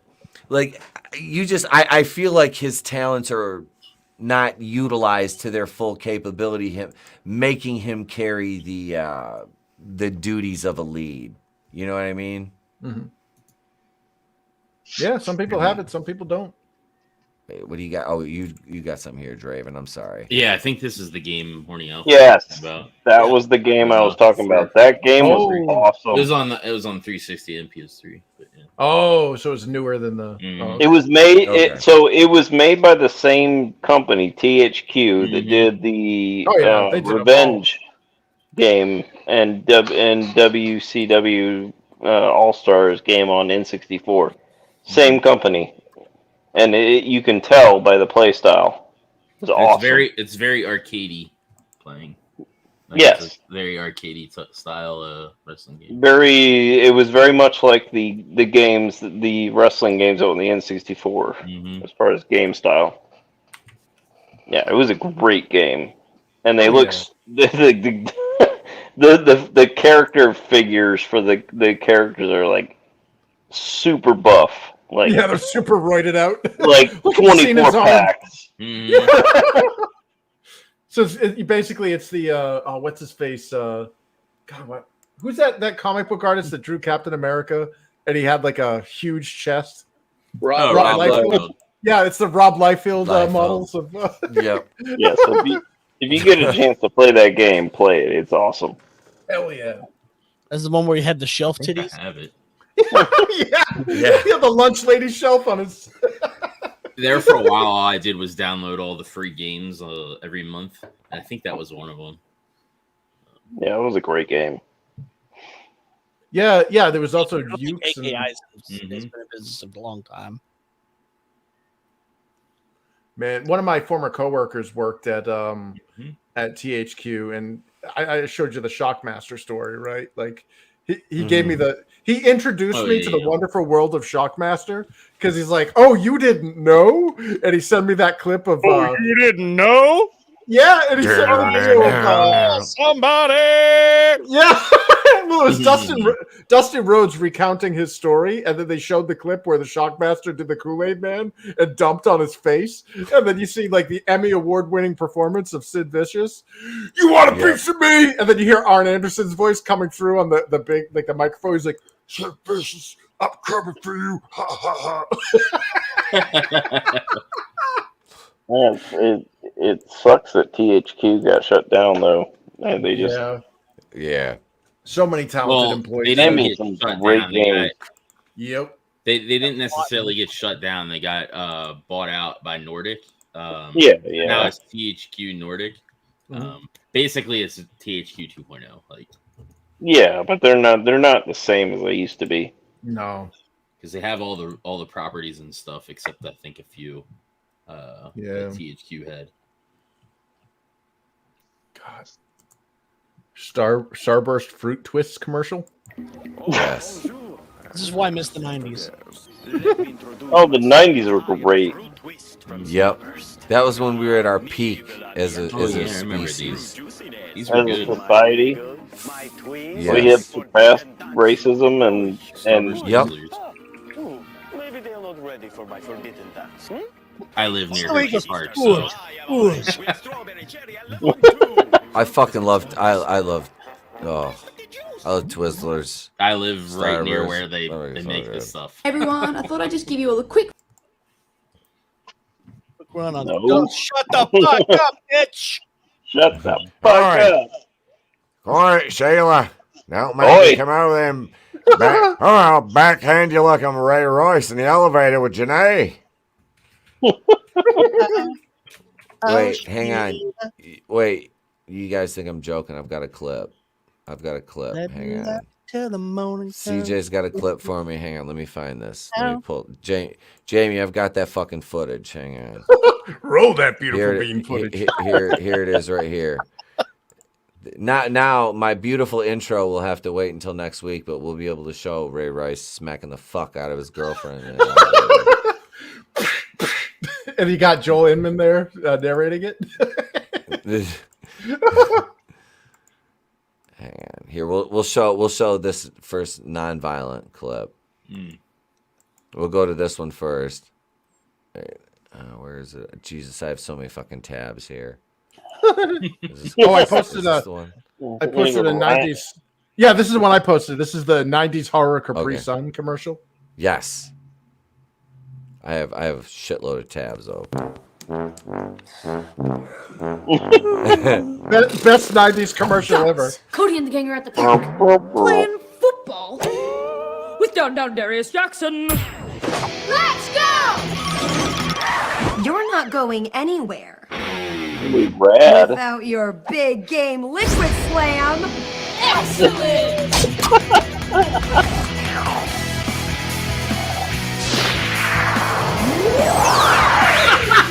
Oh, I remember. I remember this. Go long. This one's going downtown.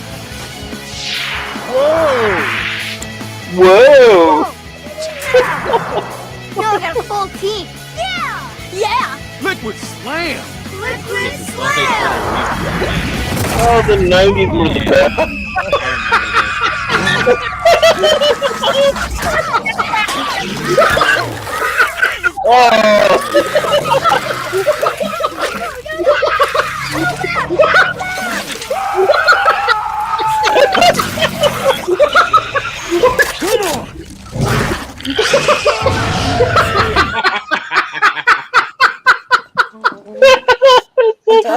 Kids. That's so fucked up. I've got just the thing. How about some big game pizza pig sticks? Hungry got me in a grapple. Big game pizza pigskin is my hunger that you tackle.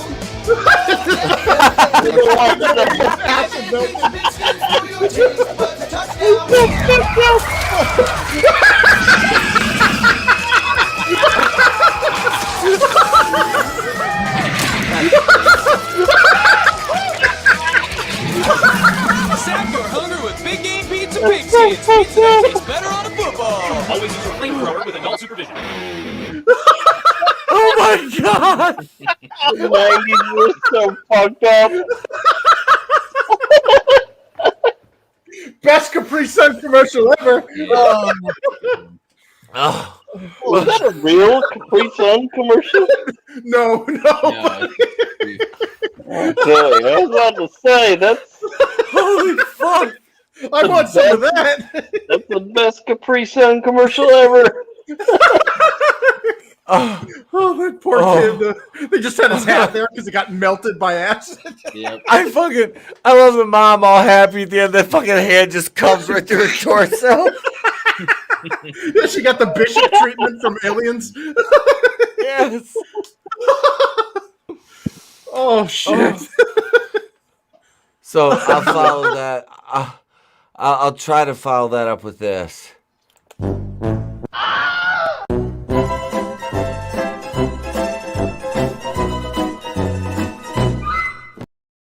Boom. One more commercial for you in the chat. Oh right. shit. This was a banned Skittles commercial.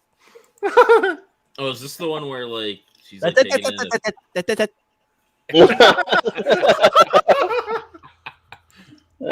Don't ruin it. I'll ruin it. No spoilers. I think Etap's like recovering from the Capri Sun. Traumatized. Oh man! I'm never drinking one of those goddamn things again. Is it cold in here? No, it's hot. What? I need some sugar daddy. Oh. Get ready for my sweetness. Ooh, it's about to come. It's about to come. What? It's about to come. Ooh, turn around. Oh. Taste the rainbow. Oh my god! Taste the rainbow. All over you. Share the rainbow. Taste the rainbow. Etap's like, my channel just got struck. And monetization. It was a good ride. It was fun. What the video? What the fuck you want me? The video is already on YouTube. The rainbow. Yeah, taste the rainbow. You know what I mean? Like that's literally. Actually. What's that? This is a real commercial. Yeah, and like I said, the video's already on YouTube. So what are they gonna do? What are you gonna do? You can I can't play videos that are already on your platform. The fuck are you talking? What the? I can't play videos that were already broadcast on regular TV. Yeah, they're not what the fuck? monetized. Yeah, what the fuck you talking about? That shit was funny, dude. Yeah. Look like Ricky Berwick. That video was first. All over your face. Oh man. Oh my god. Skittles were falling all over her face. Yeah. That God, that shit must have was hurt fucking coming beautiful. out. Those are like kidney stones coming out of that poor dude. Yeah. That's why I thought the dirtiest line I ever heard in a commercial was Carl's Jr. If it doesn't get all over the place, it doesn't belong in your face.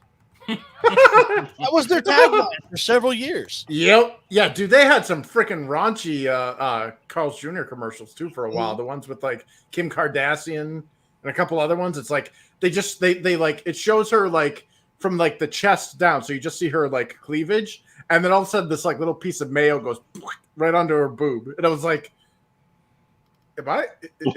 What? Should we be seeing this?" And yeah, it just pans up, and it's her eating a burger. Man, those were the days. Oh yeah, I miss those days. Yeah. Well, I miss like the whole insistence on making women physically repulsive. Like, it's advertising. These are not real people. Like, yeah. All the dudes have 8-packs. How many freaking, do you know how hard it is to get a 6-pack? Most guys don't have it. Oh, I remember this. Has everybody ever seen these fucking? This is just great. This is the Old Country Buffet. Fucking this is just a training video from Old Country Buffet. Yep. Can I cut you some meat? Let's just watch your other shift duties. We'll begin with your second shift duty, greeting and serving guests. Good evening. This Quite is- enough to eat today? Boy, I'll say. Well, that's great. Would you care for ham or beef? A little both, I think. All right. Making friendly conversations like this is a big part of greeting and serving guests. At other buffet-style restaurants, guests often feel they're on their own. Once they've paid for the meal, no one pays much attention to them. This is a motherfucking linebacker. We work hard to make sure That woman is big. Holy That's shit. a big bitch. That's a huge bitch. I'm up here for I'm on my 9th plate of steak, motherfucker. weeks. 2 weeks. I need my protein. Back off, starving. Look out! It's Abby from The Last of Us. Oh, yeah. A lot of people are going to be disappointed. Yeah, she was that commercial. That was Abby plowing Neil Druckmann. I don't know. I will say that scene has been meme gold. Oh yeah. Like I constantly send one to Eric Fartwell of him getting pegged by Fang Fang. How is this? Like, how's that guy still in office, man? I mean, you get caught Right? banging That a doesn't frickin' make Chinese sense. spy. You're compromised, dude. Recuse yourself.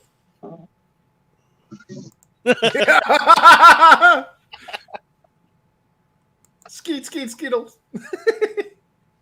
Yeah, she could. Yeah. Did you ever see the interview with the jogger that reported the severed penis?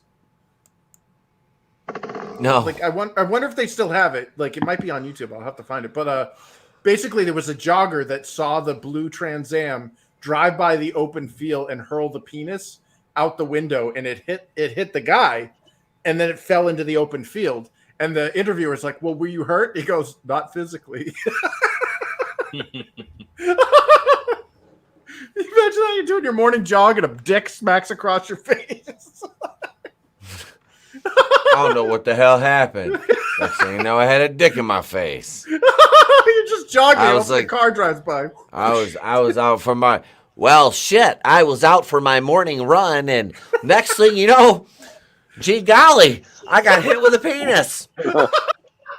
It was the darndest thing. Penis hit me right in the noggin. I still can't get over how big that woman is. I know. That's Arnold Right, from Total Recall. Let's watch. Our guests never feel that way. As a carver, you spend a little more time with guests and their team members. Is this like a Canadian that means restaurant? You have a great chance to make them feel welcome and this appreciated. was a restaurant I had growing By up. greeting the guest Oh, warmly shit. and holding brief conversations. That guy as looks they like he serve plays them, hockey. You say to our guests, Oh, "We're he does. glad you're here." Old country buffet. Let's take a closer Yeah, would you like some look steak, at buddy? guests. I got some steak for you, buddy. You're not my guy. You're not my buddy, guy. Something like this. Good evening. Look at his chainmail glove. Hi, how are you? Once you've greeted the guest, That bitch back for thirds, man. Don't deny me, I'm hungry. You might ask something like this. You big bitch. Is it still hot out there? Is it still Video, is this the start of a gay porn? Don't Yeah, this looks like a really bad Canadian with our porn. younger guests, too. Children often play a big part in deciding which restaurant their parents visit. We want them to feel welcome and special here too. Uncomfortable. So The start guests conversations in a with very children by nasty saying way. something like this. That encouraging angle an looks adult so man. creepy. Look at that angle. Decided what dessert you're gonna have? Or this. Do you like hot fudge sundaes? Oh, damn! Is that you? You like watching movies about gladiators? I was gonna say. Begin by asking, I'll give you a hot fudge sundae. guests have chosen what meat they want. Would you like a You cream carve a filling? slice of it. Yeah. Exactly Would you like to what touch my size of cruller? slice you will serve will be a judgment call on your part, unless the guest makes a special request. Chainmail We gauntlet. don't limit the can have. We do, however, manage it to reduce waste. Here are some guidelines for knowing how much meat to serve a guest. Don't give them more fucking ham than they When your deserve. guest's plate has Yeah. very Right. little on it, carve a full cut. Lay it over the bare portion of the plate. Children usually What if there prefer isn't a smaller bare portions. portion of the plate? Yeah. Give them a smaller cut. 'Cause Tell the I fat need pig to sides- move on. On an I need open section sideboards of the plate. when I go to a buffet. If your guest's plate looks like this, Like it's like quarter Draven's. cut or a half cut of the meat the guest requests. Oh, you only get a quarter cut or a half cut? Guests will tell you better Yeah, give that me a cheap full motherfucker. cut. Yeah. I want Right. I'm gonna put him in a chokehold. Well, Dude, that guy looks like a linebacker. You can avoid that by going there Big first. show and drag. Actually, a tender piece of meat. When you It's look like, like yeah, a I gotta go to elementary school in a half hour for lunch. Does this slice meat look like your genitals? Something like this. I'd be glad to carve you that. Thinner slices are more tender, though. Would that be all right? Oh, well, listen to her You can always accent. Come back up for more. Watch her accent. Okay. She's... Of course. Oh, no, wait. if There's the like guest some insists Eastern on European a chick in thicker this one slice, that's like, honor yes, the thank request. you. I'd like the meat. No matter what the topic of your conversation has been, or what size slice you've served, you'll end each guest contact with the same phrase. How's that for you? That's fine, thanks. Asking Oh, she sounds "How's thrilled. that?" makes sure guests are happy with the slice That's they received. terrible.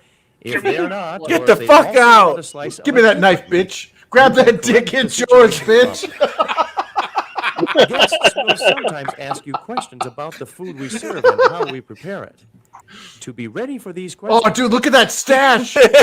Wait, make the most of opportunities to that motherfucker's glorious. Dude, that's Tom Selleck on 11. I just. An old country buffet. A country buffet. Uncle Rico, show us the video. I could throw a ball over those mountains in high school.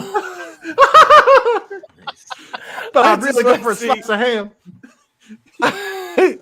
This guy's like, hey, guy in the mustache, like, hey, I want another guy cut. The guy's like, no, man, that's enough, you know. And the guy just gets fucking chops him in the throat. Yeah. They start. Those knives aren't going They to just save you. start.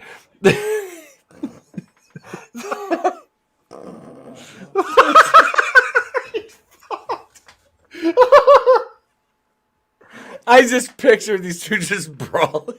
Yeah, beating the shit out of each other over me. Like Peter Griffin and the fucking. I'm like, I got tears in my eyes. Like Peter Griffin and the chicken, the meat carver, and this guy with the badass mustache just beating the fuck out of each other. Over this fucking. Give me the fucking meat. Yeah, this Cooper is inspired. all over a subpar slice of ham. Yeah, is that what? So is it ham and mutton? Like, is that other one like lamb or something?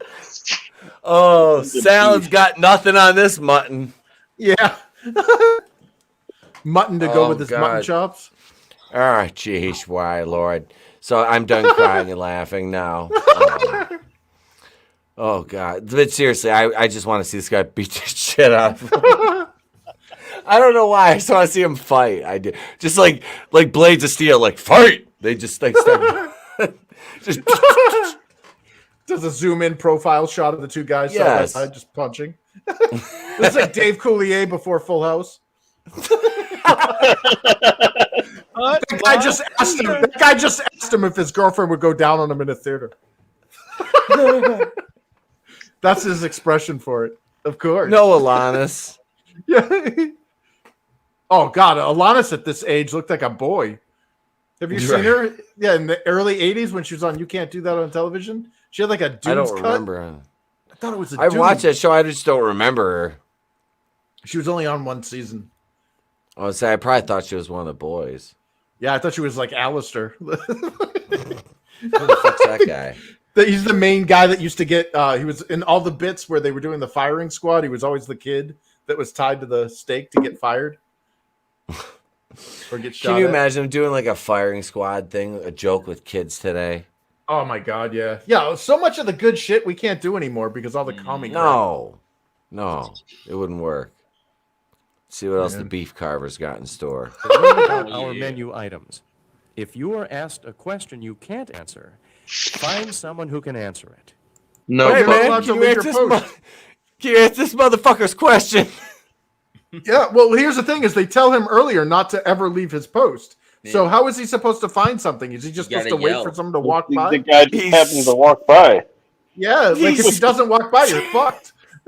He starts screaming, "Help! Hey! this guy asked me to grab his dick. It's mine, bitch." He's waving his fucking arms. Hey! Trying to stretch his foot out to kick the door. Like, I'm still touching the station. Hey, asshole! I got my finger on it. He just takes the carving utensil and uses that light as like a ding ding ding ding ding ding ding ding ding. Yeah. Oh my God. They're like those Buddhist bells in a temple. Boom! Yeah. Try to get somebody's attention. The guy's like, I just want to know where the napkins were, man. Like, or the tens in attendance and the millions watching around the world. To buffet, let's get ready to fumble. Yeah, they have a set in there too where he like drops his knives on the floor and he's like, "Don't put them back, throw them in the sink." And it's like, "But I'm not allowed to leave the station." He's like, man. Throw them. You're like, fucking throw. Yeah! Oh shit! I took out 2 customers. This gets me because the Old Country Buffet was a 1990s brand, and they weren't everywhere, but it was like I remember that like we went there like every Sunday. It was crazy. But it was like Ryan's or what's the current one that's out? Is it Ryan's?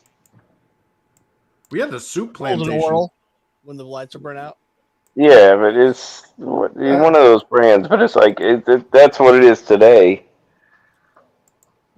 Like that's awesome. Oh, this movie right here. I'm saying bad acting is that training video. This is it.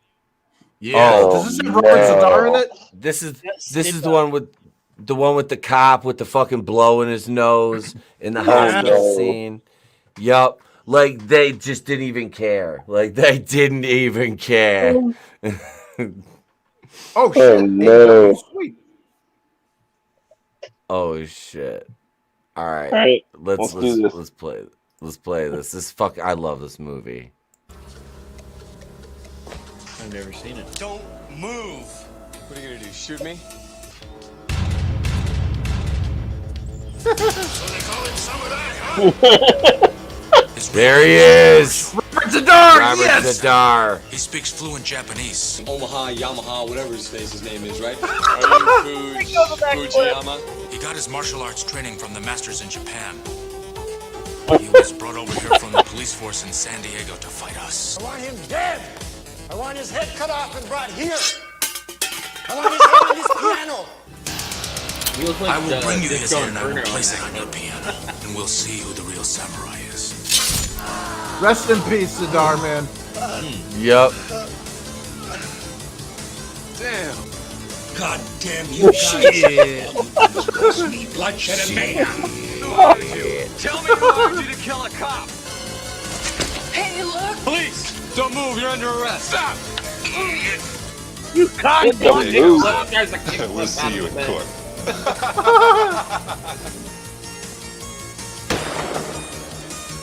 Well, this one's dead too. Not captured alive. Have you been circumcised? Well, your doctor must have cut a big portion of it off. No, he was a good doctor. I'm telling these son of a bitches that if they continue killing our children, I'll have their stinking bodies in garbage bags and ship them back to Japan for fertilizer. Got it?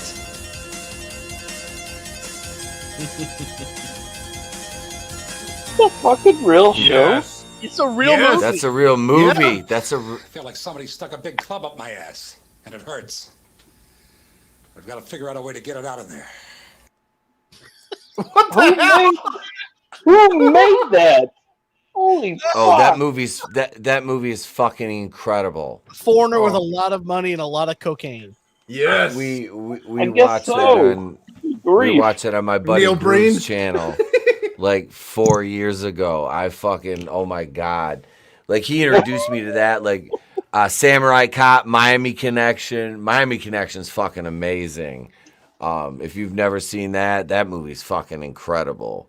I put that on, it used to be on YouTube, and I put it on like we were having a party at my house, and we were playing cards, and I just put it on. Everybody's like, "What the fuck is this?" I'm like, "You people are uncultured swine."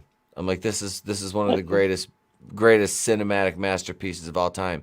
That reminds me of Space Mutiny. Yeah, it's kind of in the same vein. We Space Mutiny. We gotta watch that again. That chase scene in the fucking hallway was great with those fucking carts, those little carts. The fucking oh my god! Oh, We gotta watch that again. That was fucking hilarious. Oh, there's the trailer for Miami Connection. Yes. So if you've never seen the greatness that is the Miami Connection, this movie is it is truly I don't know how to outrageous. It's gem. It is truly outrageous. Whoa. Gem and the fucking holograms, baby. Just kidding. I had a thing for Gem when I was a kid. Yeah, dude, the animation in that show was freaking amazing. Yes, it was. That Japanese shit. Yep. With a new dimension in rock and roll, we have the one, the only Dragon Sound. Dragon Sound, baby.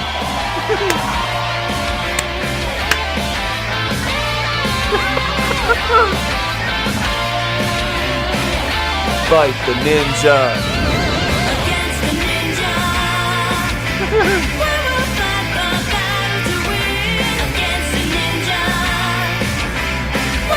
I've never seen that. Dude, this movie's fucking amazing.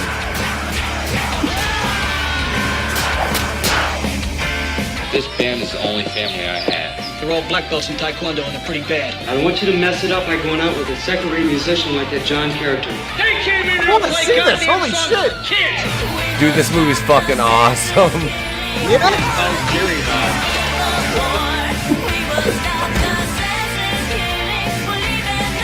Not escape the Miami Ninja.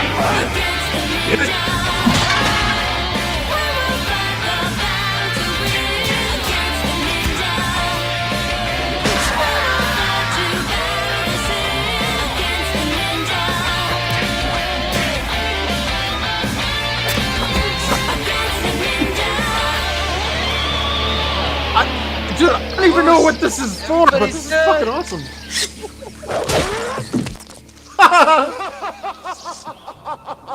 What the fuck?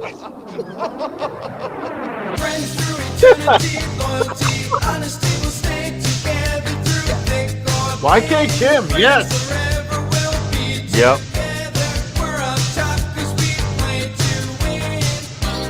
Diversity and inclusion.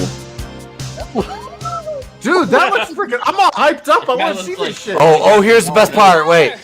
My father! Oh my god! Oh my god! Basically, kind of the McDonald's of Taekwondo.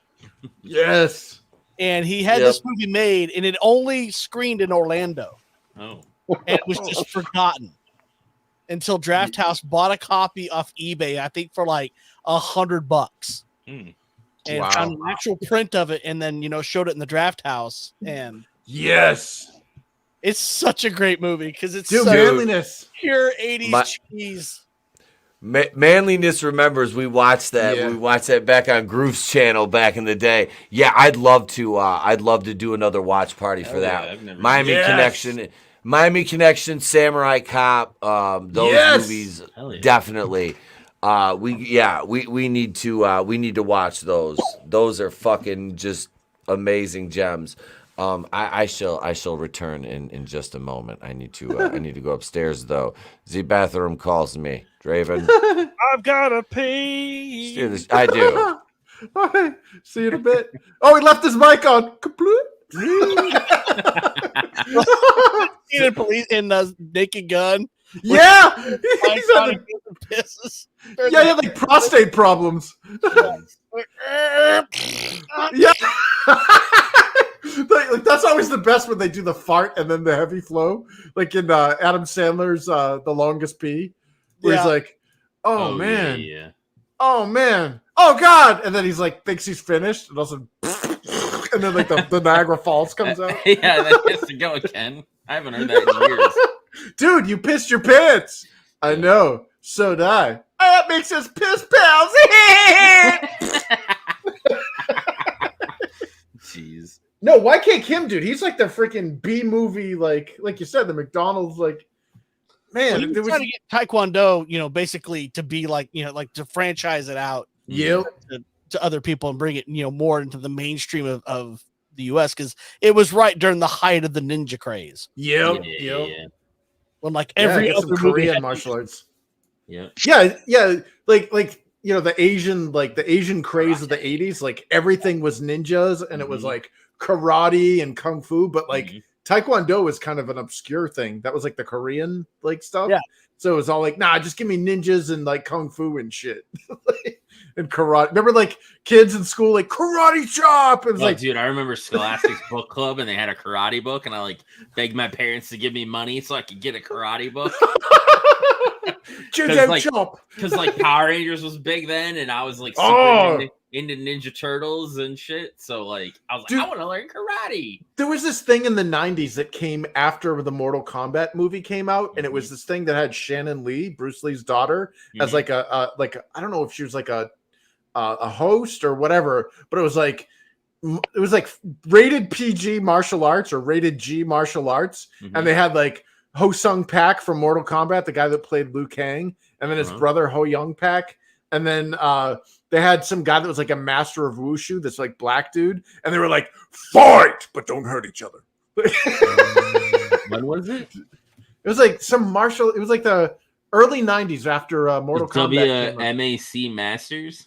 Yeah, that's what it was. Yes, I freaking loved that shit, dude. The New Day loved that as well. They recently had gear mirrored to play off of it. Oh yeah. Oh hell yeah. God, they had some freaking amazing math. Like it was like I remember this. I think. Yeah, Ho Young Pak. I can't remember the wushu dude. There was like a chick, like a bunch of chicks in there, and it was like it was all rated G martial arts. So it was like just like a giant exhibition of like kata essentially, but two people, and it was like it was freaking badass. But because they had their own specific weapons too, didn't they? Yep. It was like some real trash action figures as well. Oh yeah. I remember this shit. Oh man. Well, yeah, because they had like medallions, because they had like a belt. Yep. And yeah. Yeah, it was the Lucha Underground freaking Gift of the Gods title before Lucha Underground was a thing. Man, yeah, I see. I miss that shit. It's so cheesy, but it's so good. You know, like an intro for it. I'm looking. Oh yeah, I'm sure there is.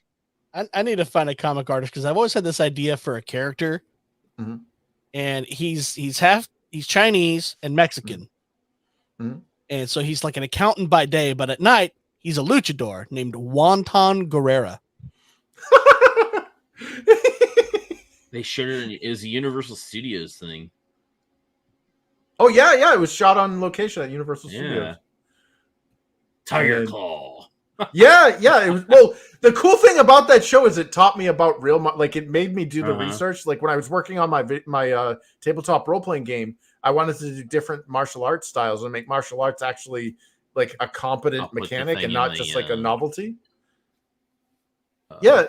Well, they had like Tiger Claw, Eagle Claw, something called Bao Quan, which was like the Crane Fist. And they had all these different things. I was like, it made me grab books in the library to research all this shit. Yeah. Like Wushu, for example, isn't the real martial art. It's actually the only martial art that the Chinese military allowed civilians to practice because it's all show. It's like the Wimp Lo. They're like, we teach him wrong as a joke. It's funny, but like, it's like it doesn't have real application. It's all show. Like even the Dao sword that they use is like a foil, but it like looks so freaking cool. And Wesley Snipes is a master of it. Star Warrior. There we go. Yeah. Star Warrior is Ho Young Pack. Yeah. There we go. Yeah, you gotta show this. It's WMAC Master. WMAC Master. They're the world's greatest martial artists. Oh, I remember this show now. This is so good. The Machine. Superstar. Yeah, that's Liu Kang. Great Wolf. Tiger Yep. Claw. Panther. Tsunami. Star Wars. Turbo. Their quest. Reach full dragon belt. Yeah, that was like their collect the belt. The World Martial Arts Council presents WMAC Masters. And Shannon Lee was the host. Yeah, I do remember that show now. Yes. It sucks that figures were so shitty, though. I missed the 90s. Yes. Dude. Oh, Yeah, that was the peak entertainment. apex and It really pinnacle. was. Yep. Yeah. Man. You ever see Takeshi's Castle? Yes. I think they called it Extreme Elimination Post-Extreme Challenge in Elimination America. Challenge when they redubbed it in the US. Yeah. It was funny as hell in Japanese. Dude, it was funny as hell in Japanese, and then when the Americans got it, they made it 1,000,000 times funnier. I love these so much. Yes. Like some days of Spike TV were some peak television as well. Yep. What was it? 1001 Ways to Die. Yep. Oh, I used to love that show. Yeah, dude. how stupid people ended their lives.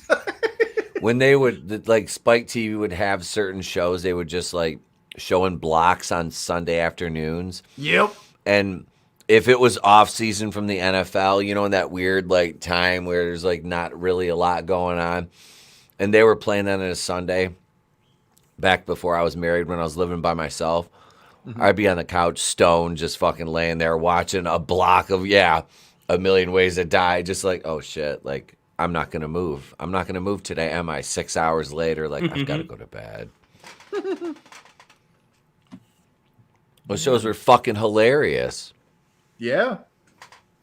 I'm like, what happened, man? Like, I would say from 2012 is when I started noticing the frog was boiling. Yeah. Yep. And it's just gotten so much worse since then. What did you see the people like complaining about Wesley Snipes now because they've been showing that Blade stuff where he dresses as a woman? And it's like, dude, that movie's actually good. Tu Wong Fu was hilarious. Yeah, Tu Wong Fu. Thanks. Yeah, that movie's hilarious. And it wasn't a woke movie either. No. I don't know. I'm worried about the new Blade movie coming out. Like, I don't think it's gonna come out. I don't think so either. I think they realized it was like an abortion from the onset, Mm-hmm. Because Blade 3, in my opinion, wasn't really good. No, it wasn't. Like No. Blade No, 1 it and 2 wasn't. were absolute gems. Yep. And now they're taking out Wesley Snipes, which in my opinion, he's Blade. Mhm. So You had Norman Reedus in Blade 2. yeah. Blade 3 was awful, but Jessica Biel was hot. Oh God. Yeah. Did you Jessica see the Biel made bloopers? that movie worthwhile. Did you see the bloopers? She actually, the director told her to shoot at this plexiglass. She was to shoot her bow at the camera, and there was like an opening the size of a dime, so that the camera lens could film her shot. And she made a 1 in a million shot and shot the camera through that opening, and destroyed like a $5,000 camera. Wow. But yeah, dude, Jessica Biel in the late '90s. God damn. You are a lucky man, Justin Timberlake. Yeah, I thought that movie was terrible because it's like, oh, let's have Blade fight Dracula. Yeah. Which is stupid. Wait. So here's a weird question. Did Yeah. Blade actually mark the beginning of the comic book movies from like that period? Like, was that like the first Marvel? He helped them not be go into bankruptcy or whatever. I think the X-Men movies were prior to that, but yeah. No, X-Men was after that. Yeah. No, X-Men was No, the X-Men were after 1999. When did the first? I'm honestly asking, when did the first Blade movie come out? 95, 96, I think. Yeah, I was still in high school. Someone Google it, because I know the X-Men movies was like the first X-Men movie was like 99. 98 is when the first Blade movie. Yeah, came Blade out. was 98. Okay. In high school. That was my senior year. Yeah. Oh shit. And then X-Men. Sophomore year of college. Yeah, I was in uni. You're not wrong. I mean, when did Spawn come out? That was that was 97, I think, or 96. I You think could my say parents seen that, Spawn? too. That was 97. Yeah. X-Men came out in 2000. Yep. So it was after. Okay. Although you have to remember that the first Marvel movie really was Howard the Duck. Yeah, I love that movie. What's her name in that is freaking so hot. Johnson? Yes. Oh my god. Ducky Rubber, you're the one. Was she in what was it? What the hell was that movie? Adventures in Babysitting? That was Elizabeth Shue, I thought. Oh yeah, you're right. Who was another hottie? Yes. Although I was a Elizabeth Jennifer Connelly Shue's fan. Elizabeth You know, I'm trying to think of the earliest movies, but you got the Marvel movies, but then if you include DC, you got the Batman movies, the Superman before that. So depends on what you're talking about. If you're talking about just Marvel, okay. Just Marvel is Blade that basically turned the ship around. If you're talking about just if you're including DC, you got the DC movies, which is great. Oh yeah, so. Christopher Reeve, dude. If Warner Brothers wants to make money, do a period piece that takes place in the late 70s, early 80s, and make another campy Superman movie with a Christopher Reeve lookalike. Like mimic that the Richard Donner, like mimic that era of Superman, Just get and Brandon you will Routh, make bank. Like Brandon You- Routh. you know what good. the- He It's just old had now. a shit. Yeah, that's true. Yes. You know what's even crazier is that with AI, Yeah, they could. they're able to recreate this shit. Yeah. Could you imagine another Christopher Reeve movie, a Superman? He is Superman, in my opinion. I don't think anybody is able to touch him. You know what they should have done to make a new Superman movie that would have been of Christopher Reeve's like quality? They should have used that fucking actor that was really, really fucking good. Henry fucking Cavill. The fuck, man? Come on. They fucking. Come on. I feel bad for him. He's like a. Fuck that up. You fucking had the guy. Like, you had him. Dude, He had the hair curl. He had the hair curl, too. No, he is the male Summer Glau. Okay, Summer Mm-hmm. Glau has been in everything that is great sci-fi, and everything that she has been in has been canceled or ended Mm-hmm. prematurely or has bombed. And it's like that chick was amazing in everything she did, and it's like, nope, too bad. You know, River Song, yeah, fuck that. Sarah Connor Chronicles, yeah, who cares? Oh, It's the Sarah same thing Connor with him. Chronicles was so good. Yeah, Lena Headey, Oh my you had Cersei God, it was Lannister, yeah, so fucking good. yeah, and you had garbage. You had freaking what's her face there? God, what the hell's her name? The lead singer of Garbage. Yeah. She was one of the villains. Oh. Yeah. Shirley Manson. Shirley Manson. She was Fucking a T-1000 amazing. or whatever. Yeah, she was a Terminatrix. Yep. And it was freaking awesome. And like they just ended that shit. And I feel like Henry Cavill was the same way. Like he was perfect in everything he did. Like he was awesome in The Witcher. The Witcher fucking sucked. Mm-hmm. You know, he was awesome as Superman. Man of Steel was like a freaking downer movie. Like Yeah. and now like he's gonna get in Warhammer 40K and they're gonna turn it woke shit and they're gonna destroy it. And it's like you've got these amazing actors. I actually enjoyed a couple seasons of The Witcher, or a couple episodes of The Witcher. The ones where it was like him, and it was more like the episodes seemed like a Witcher. You know, Brian Austin Green was in Sarah Connor Chronicles too as Reese. He is from Oh, yeah. 90210. Oh yeah, he was the young kid. Yep. all right. But the episodes or the episode or the Witcher stuff, it just I liked The Witcher when it was The Witcher, not when it was, you know, hey, we're making a social political point here. Well, yeah, I called it feminist Harry Potter and Wakanda, like because it's like that's not how the story went. Like they actually 20 years ago, the Polish actually made a low budget thing called De Witsen, which was The Witcher, and it was super low budget. We're talking like Kevin Sorbo as Hercules, low budget, but it was subtitled, so I'm reading it, and it made a lot more sense. The pacing was better, and the guy they had as The Witcher was awesome. The story was really good, and then I watched. The Netflix version, and it didn't make any sense. Like the queen, whatever her name was, she's like suddenly a warrior, and it's like that doesn't make any sense. Like Geralt saved her. Like why would what? And the what was it like the hedgehog knight or whatever? Sorry, I get in a rant because I freaking loved the Witcher stuff. What's up? No, I don't know anything about The Witcher, so I don't know much about it either. I just played the third one a little bit. Yeah, so I played all three of them, and the third one is by far the best. Like the other two, you really don't like unless they remake them with the mechanics of the third one. Like the first one, like it was clearly designed for a PC. So if you're trying to play that with a controller, good luck. But yeah, I don't know. I loved. I loved the games. I actually have a couple of the graphic novels, and I have Sapkowski's books, like The Last Wish or whatever. Because they're I wouldn't say they're perfect, but yeah, I mean, compared to what Netflix did to it, it feels like a huge disservice, and I feel bad for Henry Cavill because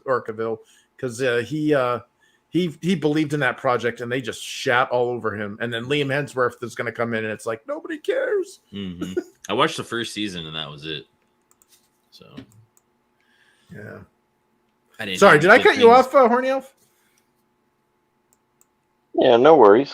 Oh, sorry. I was listening to what you were talking about.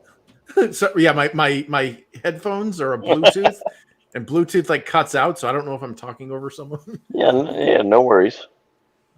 Cool. Unacceptable, Chris. Unacceptable. No, You big mouth, Jeez. All right. Oh god. Here we go. We're gonna wrap. I just realized we've been going for 3.5 hours. Oz died during this broadcast.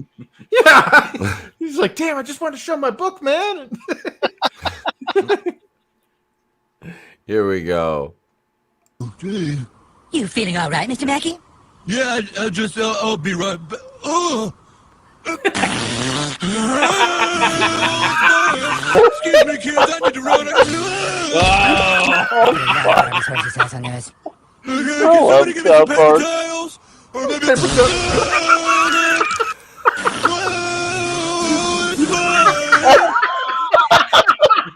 Oh, that was so funny. You wouldn't like it. So down here, you know. Took a big old dookie right in your ear, would you? Oh, fuck. I love IBS can South strike Park. anywhere. Oh my god. That's me on taco night. Funnier. Yeah. Oh. Was that a real clip or did somebody like AI that? No, someone auto-tuned the actual clip. Oh, nice. I mean, the original clip is funny on its own, but Yeah. It sounds like a song when he's going flying. yeah. Yeah. Oh, let me send it around. Oh, Yeah, sorry. intrarectal ingestion. When they found out they could put food up their ass and shit out their mouth. Oh yeah. Blah. And that's a good thing. There's like a turkey up her ass. Speaking of turkeys up my ass, it's time to make some more memes. Let me just, Draven, go ahead. Tell them what you got going on, man. So Wednesday and Thursday we'll watch this coming week's episode of Dynamite and Rampage, or Wednesday and Friday we'll watch this coming week's episode of Dynamite and Rampage. Should be good shows. It's the week right before Revolution, which will be Sunday the 5th, I believe is what it is. Yeah. Yes. Yes, Sunday the 5th is Revolution, so it should be a good time. We'll be watching some wrestling. So if you like that kind of stuff, come on over to the channel and watch along with us. I'll put the link in the chat, and you guys can all watch along. And or you could do like Frankie knows and just listen to our commentary without out of context. And it's pretty funny. So yeah. What a maneuver. Yeah. Thanks for having me. Always a pleasure being over here, talking whatever we're talking about, and I look forward to the next one. All right, man. CJP. Yeah, just like I said, I dropped the No Time to Die, the last of the mainline Bond films. I'll be dropping the compilation not next week, but the week after, because I'm going to be out of pocket for several days next week. But always glad to come on here and have fun and find funny shit for everyone to watch. My YouTube feed is all sorts of fucked up because of the algorithm that I use. Excellent, man. Thank you again, brother.